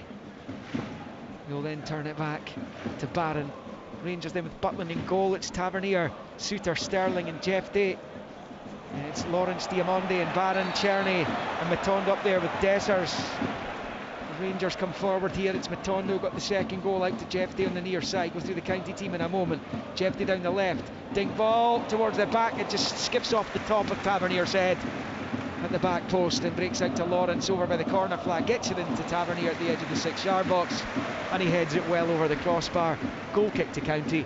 2-0 to Rangers. Laidlaw in goal for County, and just wondering how they're going to jig that around there at the back then. So James Brown at left wing back with the three centre backs now. James Brown, sorry, right wing back. And then they're going Harmon on the other side. Yeah, and Affetti right in the middle of them, and Nightingale, and then they're going 3 central midfielders, and then obviously Randall, Laturi and Denham with Jordan White and Hale up top. So yeah, he's changed it a wee bit, and it'll give him a wee bit, it should give him some more extra security through the centre of the pitch, because at times they were wide open for players running through. Dessers and Tom Lawrence at times just running right through the heart of the defence. Harmon's in trouble. Czerny putting the pressure on. Czerny goes down. The linesman frantically waving his flag. The referee agrees, and Rangers have a free kick about level with the Ross County penalty spot over on that right hand side. It's going to be a difficult ask this now for Ross County to be able to try and salvage something from this game. It just doesn't look likely, and there's a yellow card flashed in the face of Aidan Denham as well. And Rangers have a free kick opportunity and a chance to load the County box. Still early in this second half. I think it was Harmon that got it, in case it comes up, Liam. It was Harmon. Yeah, it was Harmon, yeah, he just walked his way back, and I thought it was Denham myself. Can get confirmation of that in a moment, but George Harmon is booked, and it will be a free kick to Rangers over on that far side. Tavernier looks like he's going to leave this one for Czerny. Zip this in with the left foot over on the far side touchline, and it comes, it's headed up into the air by Denham, and then half away to the edge of the penalty area, and that's not a great challenge. The edge of the box by Diamonde, and the referee gives County a free kick just outside their own box. A wee bit reckless actually, Liam. Yeah. You know, he was side on there, it looked as if he was low right enough, but it looked like he sort of lunged. Obviously didn't make too much connection with Affetti. Stenhousemuir have gone 2-1 up in League One against Cove Rangers. They were 1-0 down in that one. Bonnyrigg are back on level terms against Clyde in League 2 at 1-1. East Fife have gone 3-0 up at Stirling Albion in League 2. Just before we left you at the end of the first half, Martin Boyle, or just after we left you, Martin Boyle with the equaliser against Dundee at Easter Road. 1-1 in that one, goalless at Tannadice. Rangers have it with Suter up the line there for Czerny. Czerny's level with the edge of the centre circle, breaking into a central position, right centre area, finds Barron in the middle, forward to Lawrence, turns it back to Diamonde, now Matondo to Diamonde, and then to Matondo on this near side. He's got Jeffrey as an option, but he shows too much of it to James Brown, and the County number 2 gets it clear up towards the halfway line. Barron's back onto it though.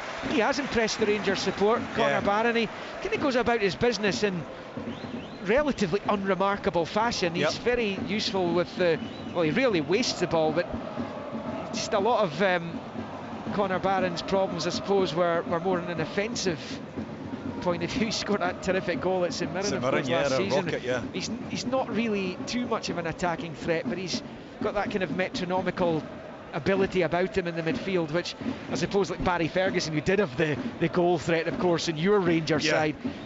He found that threat though, Liam, to be fair to Barry, he found it because he got himself so many great positions in an early stage of his career and didn't have any great belief that he was going to score, and then he just hit form and just went crazy, goal crazy, and became a real threat when he was bursting forward. He was always used in that Connor Barron position as a starting point for attacks. He would come and he would demand the ball. I mean, he would really give our centre-backs a right tough time to make sure that they were giving it to him.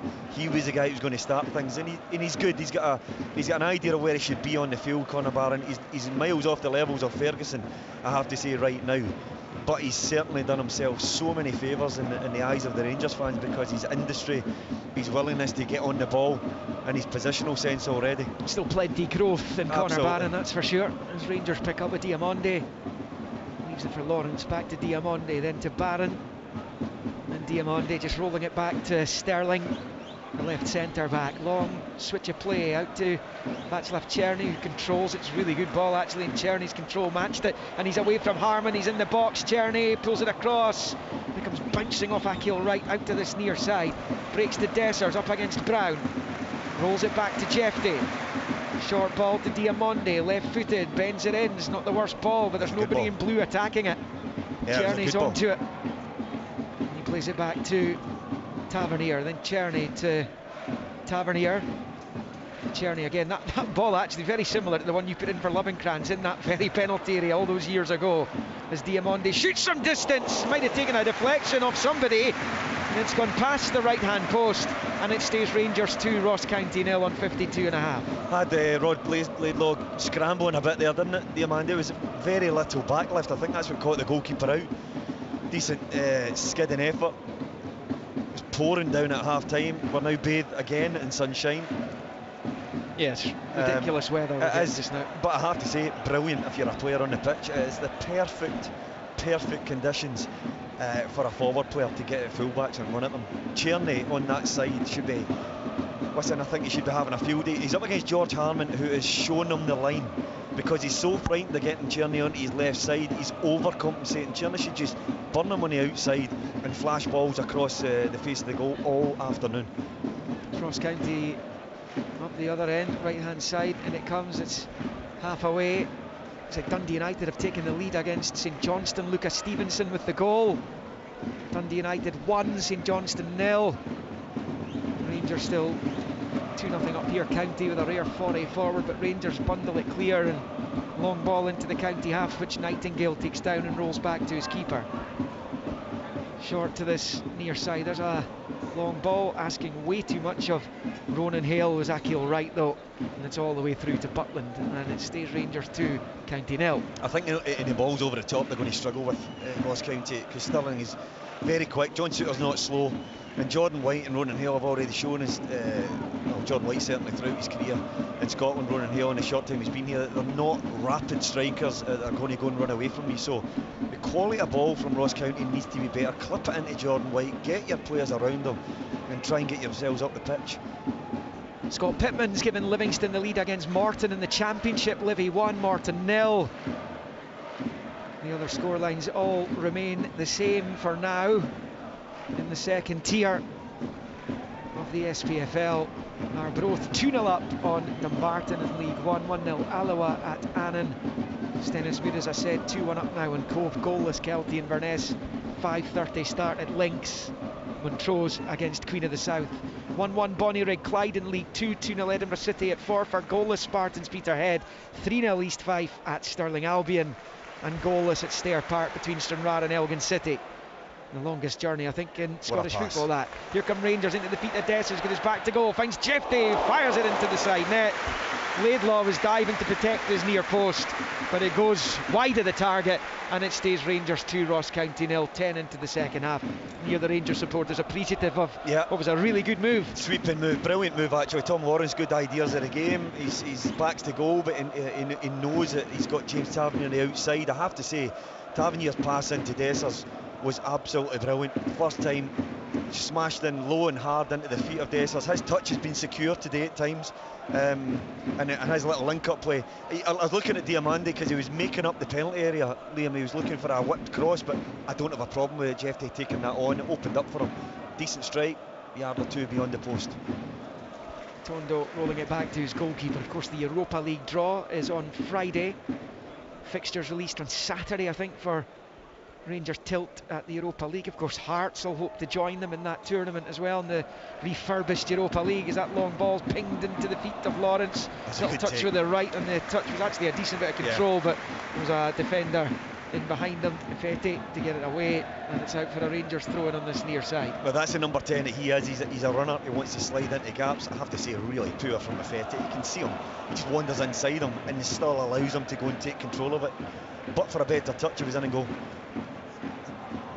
It is County on the ball, but it's been given away pretty cheaply there, and Rangers have it back. It was Aidan Denham who lost possession, and now Tierney picks up level with the edge of the D of the County box, teasing Harman. He's given George Harman a tough afternoon. Tierney checks his run, looks 3 blue jerseys in the box ahead of him, finds one with the aid of a deflection in Dessers, but he is back to goal. He couldn't control, and County come away with it with Conor Randall is bundled to the ground. The ball was cleanly won, says the referee. Randall beats the pitch in annoyance that he's not getting the free kick. He's got the arms outstretched. The argument continues. It's a one-way street though, as far as that's concerned, because the ref's gone. He's not even looking at Conor Randall as Rangers come forward. It's Czerny to Diamonde, out to Tavernier on the far side. I have to say, Liam, I'm really surprised with that, because it looked like he came through the back, Tom Lawrence, which would have resulted in a yellow card, but whether the ball just shifted to the side, the referee's got a good line of it, or the side, sorry. Here's Matondo jinking into the box, left hand side of the 6-yard area, pulls it across, and Dessers touches it home for the second of the afternoon. He started the season so well. Really good play down the left by Matondo. That's what Keane wants to do on a more regular basis. Dessers is scoring on a regular basis, and it is Rangers 3, Ross County 0, and it will be 3 points for Philippe Clement. Everything you want in those two players in particular, you got there in that move. Matondo, I spoke about it before the game, he's quick, he's got great attributes, his final ball lets him down, but this time he just roasts down the outside. He's so direct, and he fizzes that little low ball right into the face of the goal. And how many times have we wanted strikers to make sure they're positioned in between the posts for tap-ins? It's much easier for them instead of pulling out towards 18-yard boxes and penalty spots. Dessers just walks into the middle of the goals and says, thanks very much, I'll have a tap-in. That was brilliant from both of them. That's Dessers, now up to 5 for the season. And still in the infancy of the campaign, of course. August not out yet. But that's, you know, as anyone who's worn the number 9 jersey for Rangers will tell you, if you score goals, it doesn't matter, the fans will be with you. And yeah, that's the case for Dessers right now. It's a double. He'll be looking for a hat-trick now. He's not managed one of those in Rangers colours. He's had a couple of opportunities in the past for trebles as Falkirk take the lead against Partick Thistle, yet another former club of Neil McCann. Of course, Ben Stanway was sent off for the Jags in the first half. Liam Henderson has put them ahead there on 58 minutes. Falkirk 1, Partick Thistle 0. I think every club you played for, Neil, you've got a real affection and affinity for, don't you? Yeah, I've done well, gone to cup finals with all of them. And had really good times in my career. Latterly, you said there, Falkirk had a brilliant last year under John Hughes. Loved my teammates, played some great stuff under Big Yogi. Got to the Scottish Cup final, very unlucky here, losing to a Nacho Nova world-class goal. We'll be kind to him saying that. I thought it was a bit of a hit and hope, but it was nonetheless a gut-wrenching day. You take with one hand and just take it away with the other. But we got to Europe for the first time with Falkirk in that day by getting to the Scottish Cup final. So yeah, a lot of my clubs I've managed to enjoy very good times with, and I'll always hold affection with that for them. Rangers in cruise control then here, 60 minutes in, the hour mark, 3-0 they lead, and you never know, even at this stage of the season, how important goal difference will be in May. So Rangers fans will certainly hope that they continue to try and rack up the goals this afternoon. County, it's about damage limitation for them as James Brown comes down the right hand side. He's got the cross in, but Butland holds on the 6-yard line. Clean pair of hands. He'll be wanting a clean sheet now, of course. And it's now with James Tavernier, and he squares it to Sterling. See Jeffy just limping away here. I don't know if he's got a problem, whether he just got stamped on with his toe or something. I tell you, he's enjoying himself, Matondo. He did a couple of tricks 5 minutes ago and went horribly wrong. But some lift he'll get from that assist. He was really happy with his goal, and rightly so.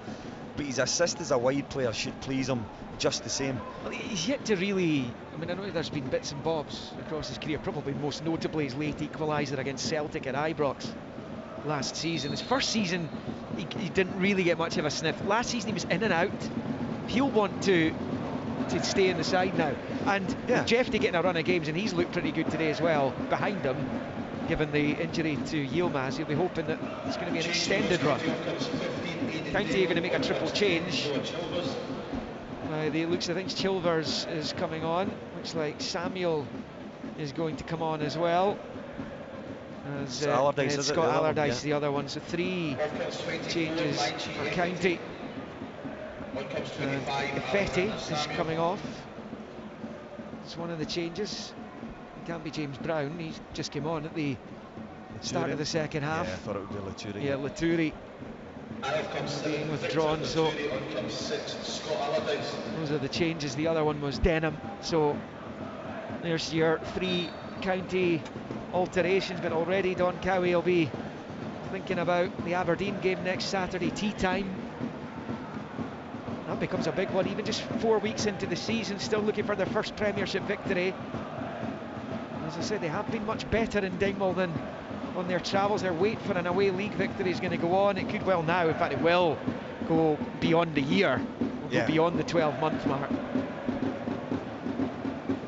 which is a problem that he'll want to sort out at some point. But he's got back-to-back home games coming up, and given the torture of last week at Ainsley Park against Spartans, given this, we don't know what this is going to end up, but it doesn't look as though County are going to be making too much of an impression on the scoreboard today. He'll be delighted to get back-to-back home games, I would have thought. Yeah, but and on that as well, if I'm right in saying, they were really strong under Don Cowie at home, weren't they? They have been, yeah. Yeah, really strong. So scraped a draw against Dundee United a couple of weeks ago, but generally speaking. But last season, talking about last season and entering this one, I think it's a comfort that they'll have 2 home games. County on the ball on the far side. Randall nicking it forward, midway inside the Rangers half, up towards Alex Samuel. Loses out though, difficult one to control. Taverniers onto it, fires in into the feet of Cherney. Can't control it though, Allardyce is onto it. Now it's with Randall who comes across the halfway line, knocking it forward, looking for Ronan Hale. Butland spots the danger and dumps it into the north stand over on the far side. They say that plenty of reports over the summer about James Tavernier's Rangers future. It seems to have quietened down in that regard recently. So would you expect James Tavernier to be a Rangers player at the closure of the window next week? Well, I think so. I think, I mean, looking at the transfer market, there's not an enormous amount of activity, particularly for players being bought from Scotland. So yeah, I think Rangers fans will be hoping that he stays here, because then it doesn't, if he goes late in the window, to replace somebody like him, Liam, late in the day is going to be so hard.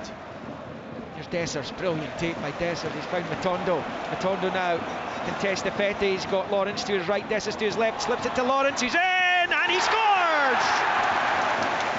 So easy for Rangers. Tom Lawrence finds himself with the goal frame in front of him. He missed a big chance in the first half, but he's taken this one as it nicks off the right-hand post and into the net, and it is Rangers 4, Ross County 0.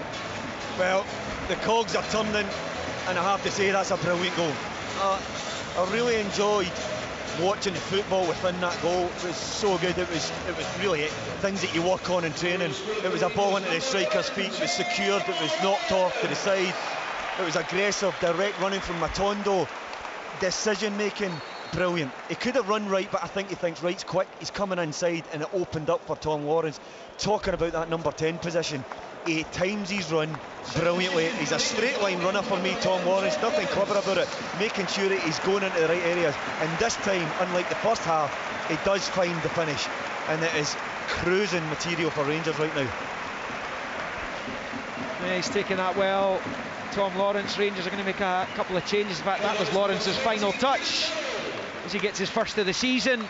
He's replaced by Kieran Dowell, and Cyril Dessers will come off. And listen to the reaction to Dessers from the Rangers supporters, and that will be music to his ears. I don't think there's any doubt about that, given you consider the reception he was getting not even 12 months ago. He's replaced by Danilo. Yeah, really good reception he's got from the fans. I think Clermont held on to him a wee bit longer to try and milk that for him, passing on whatever message he did to the striker. But I think criticism of him, his hold-up play's not been good. It's been excellent today. I think he's got himself in between the posts, and I think 2 goals, and he's played his part in what we at now, what, 67th minute? Yep. Such a comfortable performance from Rangers, and will be a really, really good 3 points going into next week. And for Tom Lawrence, who also came off there, he just managed a handful of goals last season. That's something. You think of Brendan Rodgers was asking Matt O'Reilly to score more goals last season. He responded with aplomb last term. Lawrence will be looking to add more goals to his game as well. Well, he has to, as does the White players. And today, both him and Matondo have come up trumps. Matondo's gone out to the right side now, it looks like, or maybe he's just found himself there by accident, I'm not sure, but both have come up with what they're supposed to be offering from the respective positions. Matondo with assists and a goal, and Tom Lawrence from a number 10 position, assists and a goal. So good work today by both players. There's Brown with a cross, Hale with a header, it's wide. I think he feels, going by his reaction, that was a chance to reduce the arrears, but it remains at 4-0 as it is now here, and that continues this incredible run of goal scoring for Rangers against Ross County. It's just once in the last 14 meetings now that they've failed to score at least twice against County. Tell you what, Conor Barron puts himself in some really, really good positions. He sniffs danger, and he gets himself into a situation where he's close proximity to the opposition when they're taking a touch. As if it's loose, he's quick over 5 yards, really, really quick, where he just bites in, wins possession, turns the ball over, and away Rangers go again. It's been very impressive today. Morton are level at Ammon Vale against Livingston. An Owen Moffat penalty. Livy 1, Morton 1 in the Championship. It remains in the Premiership. Dundee United 1, St Johnstone 0, and Hibs 1, Dundee 1. Championship, Airdrieonians 0, Queen's Park 2, Ayr 1, Raith 0, Falkirk 1, Partick Thistle 0, Hamilton 1, Dunfermline 0, and as I said, 1-1 Livingston Morton. In League 1, Annan 0, Alloa 1, Dumbarton 0, Arbroath 2, Kelty and Cali Thistle are goalless. Stenhousemuir have gone 3-1 up against Cove Rangers now. Final 20 of that one. 5:30 kick-off. Montrose, Queen of the South. In League 2, Bonnyrigg 2, Clyde 1, Forfar 0, Edinburgh City 3 now. Rangers going forward with Jeff Day left-hand side, crosses in, just beats everyone. As Neil says, it was waiting for somebody to get onto it. Cherney is onto it, pulls it back, Matondo scores again! Despite the efforts of Brown on the line, Rangers score a 5th goal. And some of these players who were desperate for a boost of confidence are getting it and some this afternoon. It's shooty in for the home team here at Hampden. It's Matondo's second of the afternoon, and it's Rangers 5, Ross County 0. You know, sometimes we're on a coaching field and you're setting up drills and you're saying, right, it's on the right hand side, you must get in there. And I was saying it's a wee bit old school when Matondo come in for his first goal off the left side. He gets in again and he gets another tap in. I mean, it finds its way into the net, but the position that he finds himself in is wonderful. Getting himself inside the far post and gets his rewards. But again, I've said it, George Harman's body position is really, really poor for Cherney. For me, he's all left-sided, we know that. But he's overcompensating. He's just saying, right, there you go, just go and try and get me there half yard. If that's me, I'm eating him up all day, because it's like you don't even have to beat him, you just have to just make sure that the ball gets 2 yards on beyond him towards the touchline, and you've got a straight cross into the box. Cherney did that, Harman opened up. Thanks very much to Matondo for another tap in, and this is what, 5 after 70 minutes. This is horrible for Ross County. I feel for Don Cowie, because he's made changes. He's changed personnel, he's changed shape to try and stop the bleeding, get himself and his side back into the game, but it's gone from bad to worse. He's just brought Josh Nisbet, the new signing, who apparently the signing off, he is a bit of a coup for County. It's not the best moment for him to make his debut. He's replaced Jordan White. County do have a free kick, level with the edge of the D of the Rangers box. On this near side, about 10 yards on the touchline, Brown with it, but it's gone straight through to Butland. And Ross County can't get back up the A9 quickly enough right now. They are 5-0 down, and the problem for them is they've still, as Neil says, 20 minutes, 90 minutes plus stoppages still to play in this one, as Rangers look to rack up the goals here. They lead 5-0. I was just getting towards the end of the League 2 scorelines there. Spartans goalless with Peterhead. Stirling Albion nil, East 5-3, and Stranraer and Elgin City are 0-0. Yeah, the point I was making about being on a training field, Liam, you can force it because you're on the training field and there's no crowd here, there's no real opposition about it, it's a drill. And you can encourage guys just to get into spaces, but sometimes in a match it doesn't develop, or it doesn't happen, or the players are reluctant to do it. today it just seems to have clicked. Everything that Clement is looking for, he's getting so far in this match. There's Tavernier bounding down the right, finds Tierney on the right, overlap up against Harmon, level with the penalty spot. A little bit of trickery onto the right, back onto the left, back to Tavernier at the right angle of the box. Short ball to Dowell, now it's with Diamonde. He plays it short to Tavernier, who squares it into the midfield for Barron. Barron then low side football out to Jeffrey on this near side. Level with the edge of the D, back to Barron, forward pass, cut out by Nisbet. It's with Tavernier. Ross McCausland waiting to come on down below us. Robbie Fraser as well, Neil, by the looks of things, double change. Yeah, Fraser will come on for Jeffrey, you'd imagine, and McCausland will come on for Tierney. Huge game next week, and all the players that have had game time and coming off for a rest, it looks like, will be so important. You feel like they'll start the game at Celtic Park. Yeah, this has been a major confidence booster for a few of those Rangers players ahead of that game. I think Lawrence with a goal and an assist today. Matondo scored twice. He's assisted a couple as well. It's been a fabulous afternoon for Rabbi Matondo.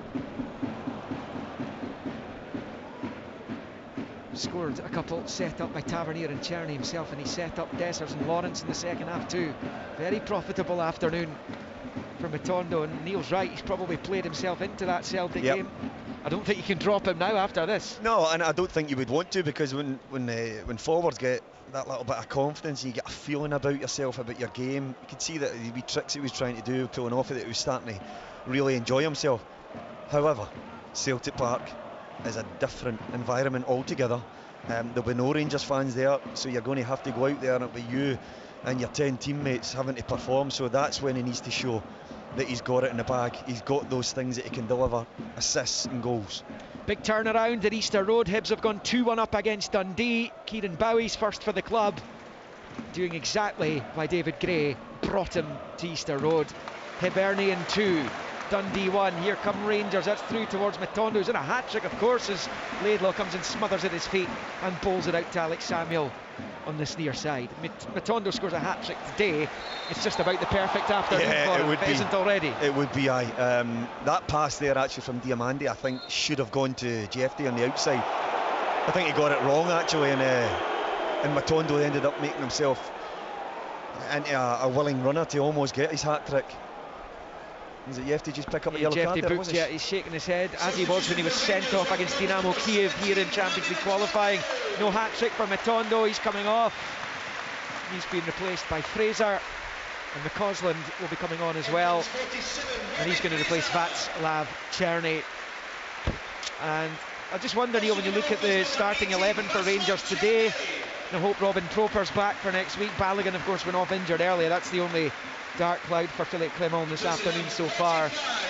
Just wonder if Proper comes in and you'll leave the rest of the team for next week, maybe? Yeah, I would say, looking at it right through, I think that's probably, I mean, Diamande, does he come into contention? Maybe. Listen, I wouldn't be too frightened with Sterling playing centre-back. I think I'd probably like him on the right side, but you can play him on the left, because I think Suter's better on the right, but his pace, and he's quite aggressive to combat if Kyogo is still in the building at Celtic Park come that game, right enough.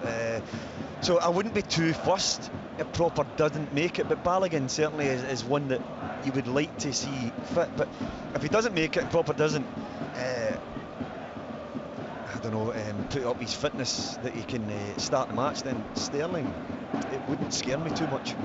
Given Kyogo's record against Rangers, I can see why you and the Rangers supporters would also agree with you. You just cannot see Celtic selling Kyogo in the week they would sell Matt O'Reilly as well. I just cannot see it. Well, unless they've got somebody very, very good, or a two lined up.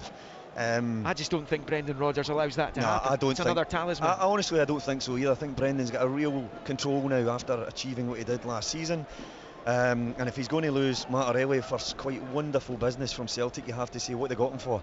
To then what they look like they're going to recoup is magnificent. To watch Kyogo walk out the door, whether it's Man City or not, I don't care. I don't think he lets that happen either. Can't see it.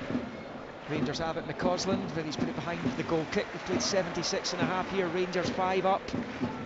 And Partick Thistle are level at the Falkirk Stadium. 10-man Partick Thistle.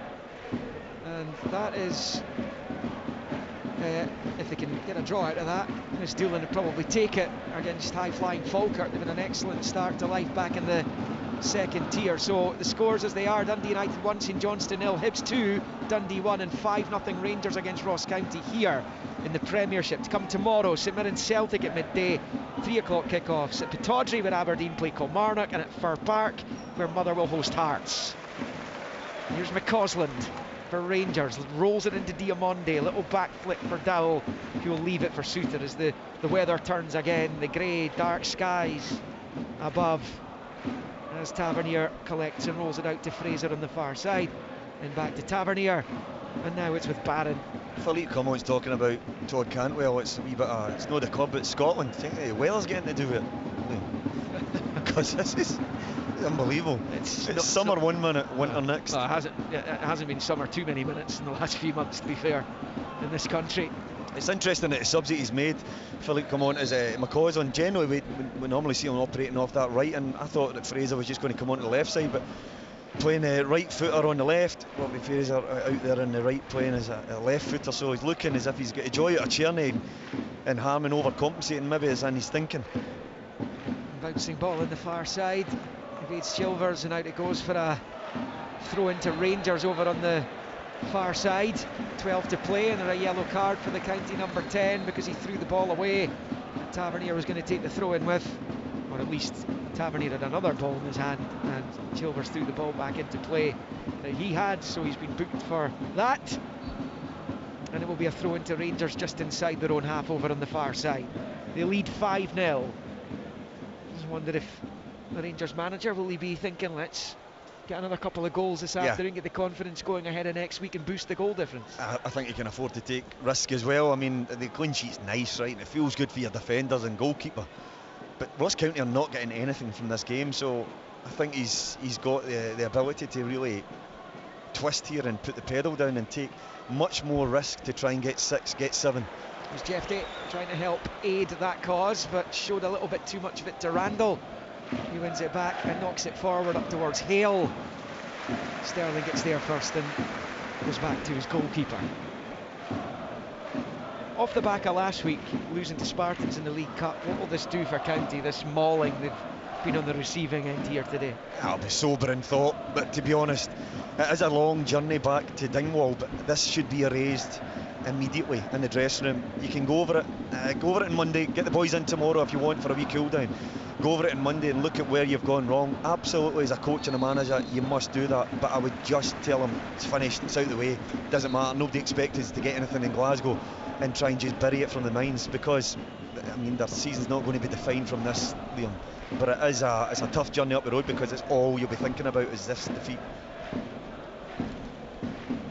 Rangers have it on the right with Fraser. Tavernier had continued his run. Fraser checks his run though, cuts back towards his own half, passes it back to Suter, gets it from Dowell. Now it's with Barron. Barron in a bit of space, shifts it out to the left hand touchline for Jeffrey. Takes a touch, level with the County 18-yard line. Back to Barron, looks up, right foot bending ball in, looking for Tavernier. A little flicked header by Dowell is comfortably dealt with by Ross Laidlaw on this occasion. But in the final 10 of the 90 here, the rain tumbling down, blustery conditions as well. Rangers 5, Ross County 0.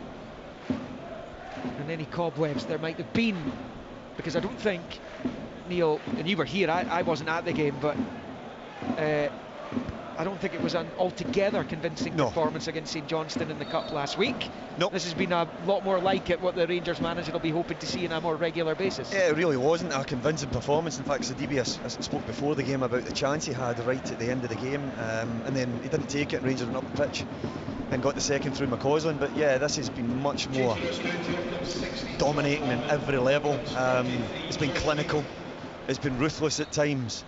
And you can see that Ross County's aggressive shape, playing 4 at the back, only 4 defenders, has probably allowed the gates to open up, but I think Rangers have really forced themselves, imposed themselves in the game, and everything's clicked. George Harmon has been replaced by Josh Reid, academy graduate at Counties from Dingwall. Probably could be doing without the last 9 minutes plus stoppage time of this game though, with his team 5-0 down. Thankless task. It's now with Dujon Sterling in the centre circle. He rolls it out to the left for Jeffy. Still Hibs leading Dundee 2-1. They had trailed 1-0 in that game. Dundee United 1-0 up on St Johnstone. Dundee staring at their first defeat of the season. And at Easter Road, Falkirk are back in front against 10-man Partick Thistle at the Falkirk Stadium. Henderson and Spencer with the Bairns goals today. Falkirk 2, Partick Thistle 1. It remains 2-0 Queen's Park. You've been in charge of that game at Airdrie for most of the afternoon. Ayr 1, Raith Rovers 0. Falkirk 2, as I said, Partick Thistle 1. Hamilton 1, Dunfermline 0. Livingston 1, Morton 1. In League 1, Annan 0, Alloa 1. Dumbarton 2, Arbroath 2 now. Incredible scoreline. Stewart and Dow had Arbroath 2-0 up. Ruth and Shields have scored twice in the space of 5 minutes, and Dumbarton are back on level terms at the Rock there against Arbroath. Kelty still goalless with Cally Thistle. Stennismere still 3-1 up on Cove Rangers. Late kick-off 5:30. Montrose Queen of the South. League 2, Bonnyrigg 2, Clyde 1, Forfar 0, Edinburgh City 3. Spartans and Peterhead still goalless. East Fife going Tonto at Fourth Bank. They lead Stirling Albion 4-0. And a couple of goals for both teams at Stair Park in the space of a few minutes. Elgin City led 1-0. Stranraer have just equalised. Here come Rangers with Fraser down the right hand side, cut out, the cross ball breaks to Diamonde. Now Jeffy with the left foot passes it forward, cut out by Randall, and Randall completes the clearance with 7 of the 90 to play here. Rangers 5, Ross County 0. This is a running exercise for Ross County now. But soul destroying for them, and the band horrible. of county fans off to our left, and that little strip in the southwest corner of the stadium to our left. The fish and chips will be good going home. That's their only comfort, probably. That's it. It was Cally Thistle used to stop at Auchterarder, wasn't it? I wonder if County do the same. This afternoon's I wonder who's going to be man of the match here. Oh, it's Dessers. I thought Matondo was a shoe-in for it. Dessers gets it. It's the sponsors man of the match here, Cyril Dessers. 2 goals. That was a straight shootout, wasn't it? I think, because both, I think, performed brilliantly. Matondo, 2 assists.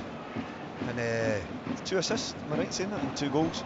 Is it 2? Yeah, 2 assists, 2 goals for Matondo. Yeah. So, I think maybe it was something to say to Dessers, but you can't argue, because Dessers, I thought, was really, really good today. Dessers set one up as well, didn't he? So, you know, it's been an excellent performance by and large. I say Dessers set one up, wasn't an actual assist, but he had a hand in one of the goals today, as well as the 2 he scored himself. That's turned back to Laidlaw, and the county keeper boots it clear first time with the right foot, and controlled by Suter. County will view their next match as infinitely more winnable. They're up against Aberdeen in Dingwall, albeit the Dons have been going pretty well so far, and they'll fancy their chances of keeping this excellent start to life under Jimmy Talleen going when they host a Kilmarnock side who were in European action, flew back into Prestwick, I think, in the early hours of Friday. Jeffy, I think, thought he fouled Samuel there. The ref didn't think he was going to blow. He could have continued his run. County get it away. I thought it was a straight barge in the back. He gives it now. He did as well. Has he just given it?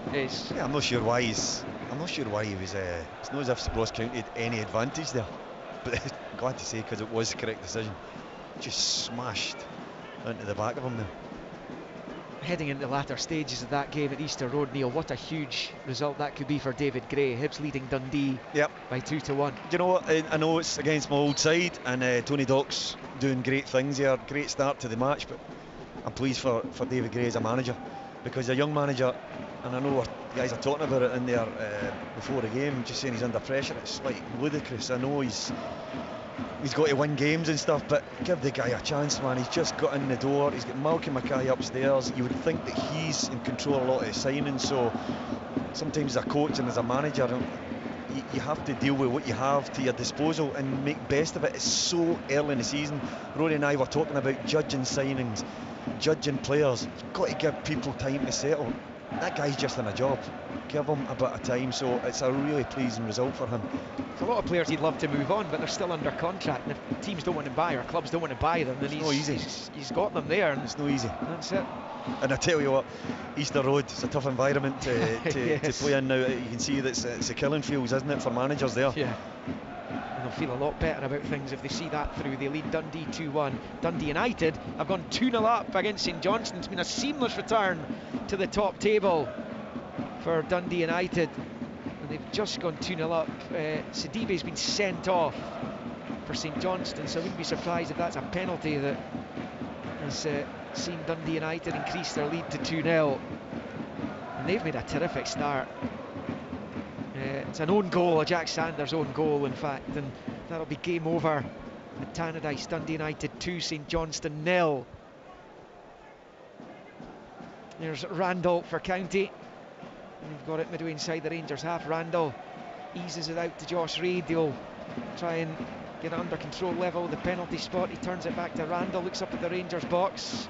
I think it's a shot at goal, which is blocked by Barron. Breaks to Dowell on the edge of the area. Long ball looking for McCausland in behind Brown here. Brown's trying to react. McCausland's onto it. Brown with the challenge, but Brown with the foul, says the referee. He was in the best position in Hampden. Yeah, I think it's the right decision. 5-0 Rangers. Right decision. McCausland just turns back, takes one in the bottom of the calf. I think Ross County players just want this over. That's a big screen with a big clock on it, and they're looking up at every chance, just hoping that it's just going to go into fast forward mode. Just been talking about David Gray there. Neil Simon Murray's just equalised for Dundee. Again, of course, the county fans listening in, if they're still listening into this, given the scoreline, will know exactly what Murray's all about. That's the Hibs fans will. Ex-Hibs as well, aye. Green and white, yeah. 2-2. So it could be that it's an excellent point for Dundee. Not so much when you're the home team and you've come from behind to lead.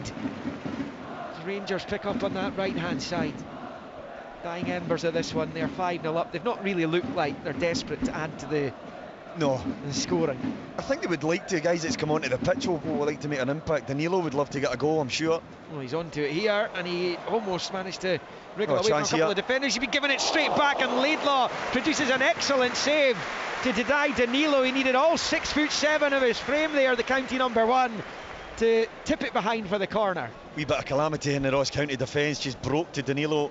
He was sort of, his body language had sort of resigned that the chance had gone in, and it broke to him favourably. It just opened up for the right foot. He was heading towards the top corner, but a brilliant two-handed save from Laidlaw. Corner then for Rangers,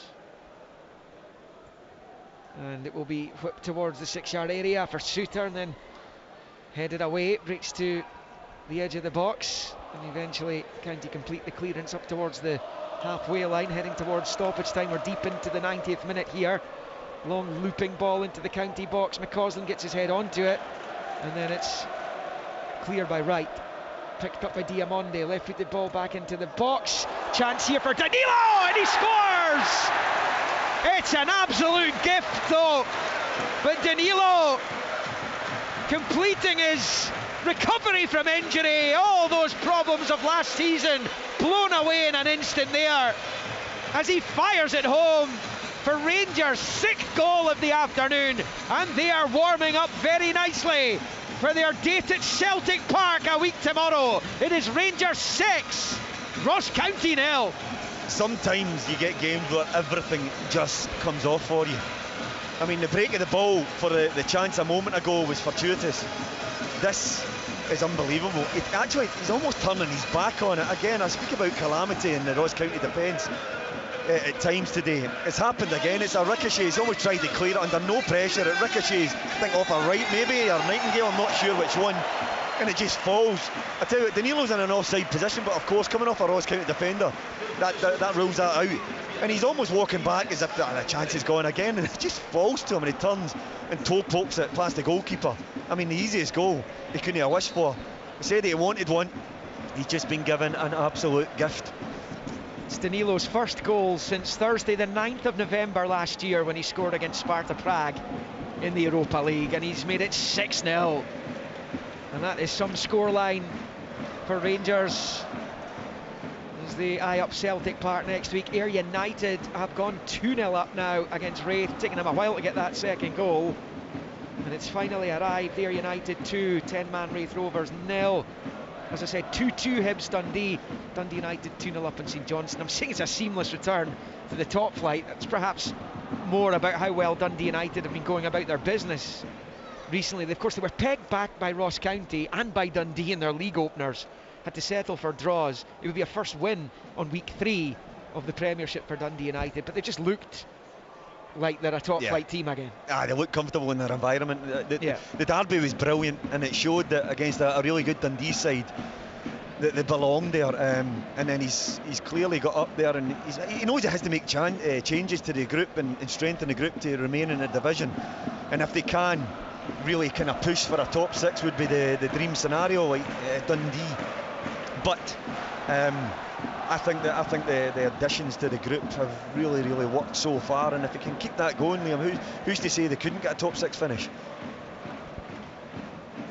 Brad Spencer got the winning goal for Falkirk against Partick Thistle. Incidentally, it was one of the late ones. The championship matches just about all at full time. I think Hamilton's still underway. 2-0 Queen's Park. They've beaten Airdrie. Ayr 2, Raith 0. Falkirk 2, Partick Thistle 1, and it's 1-1 final score between Livingston and Morton. Hamilton heading for victory against Dunfermline. They are 1-0 up. And as I said, Dundee United heading for 2-0 against St Johnstone. And the final whistle's going across the country, including here. The 3 minutes is up at the end. And the most comfortable of afternoons for Rangers. Philippe Clement's biggest win as Rangers manager in terms of scoreline, as he shakes hands with the officials and with Don Cowie, the Ross County manager. Long journey back to Dingwall for them tonight as they try and get their heads round. It's been an absolute doing for them here at the National Stadium, and if this is to be Rangers' final game at Hampden, they've at least been undefeated domestically at Hampden. Wait to see if they'll be back in Ibrox by the time Dundee come to visit them. But they ran out comfortable winners. Dessers and Matondo with goals in the first half. Matondo with 2 assists and 2 goals today. Dessers, Lawrence, Matondo and Danilo completed the scoring in the second half. It is the most handsome of victories for Rangers. Next up for them, after the Europa League draw on Friday, is the derby against Celtic. A week tomorrow, Ross County have Aberdeen in Dingwall next Saturday tea time. It finished here at Hampden. Rangers 6, Ross County 0. Of Raith Rovers.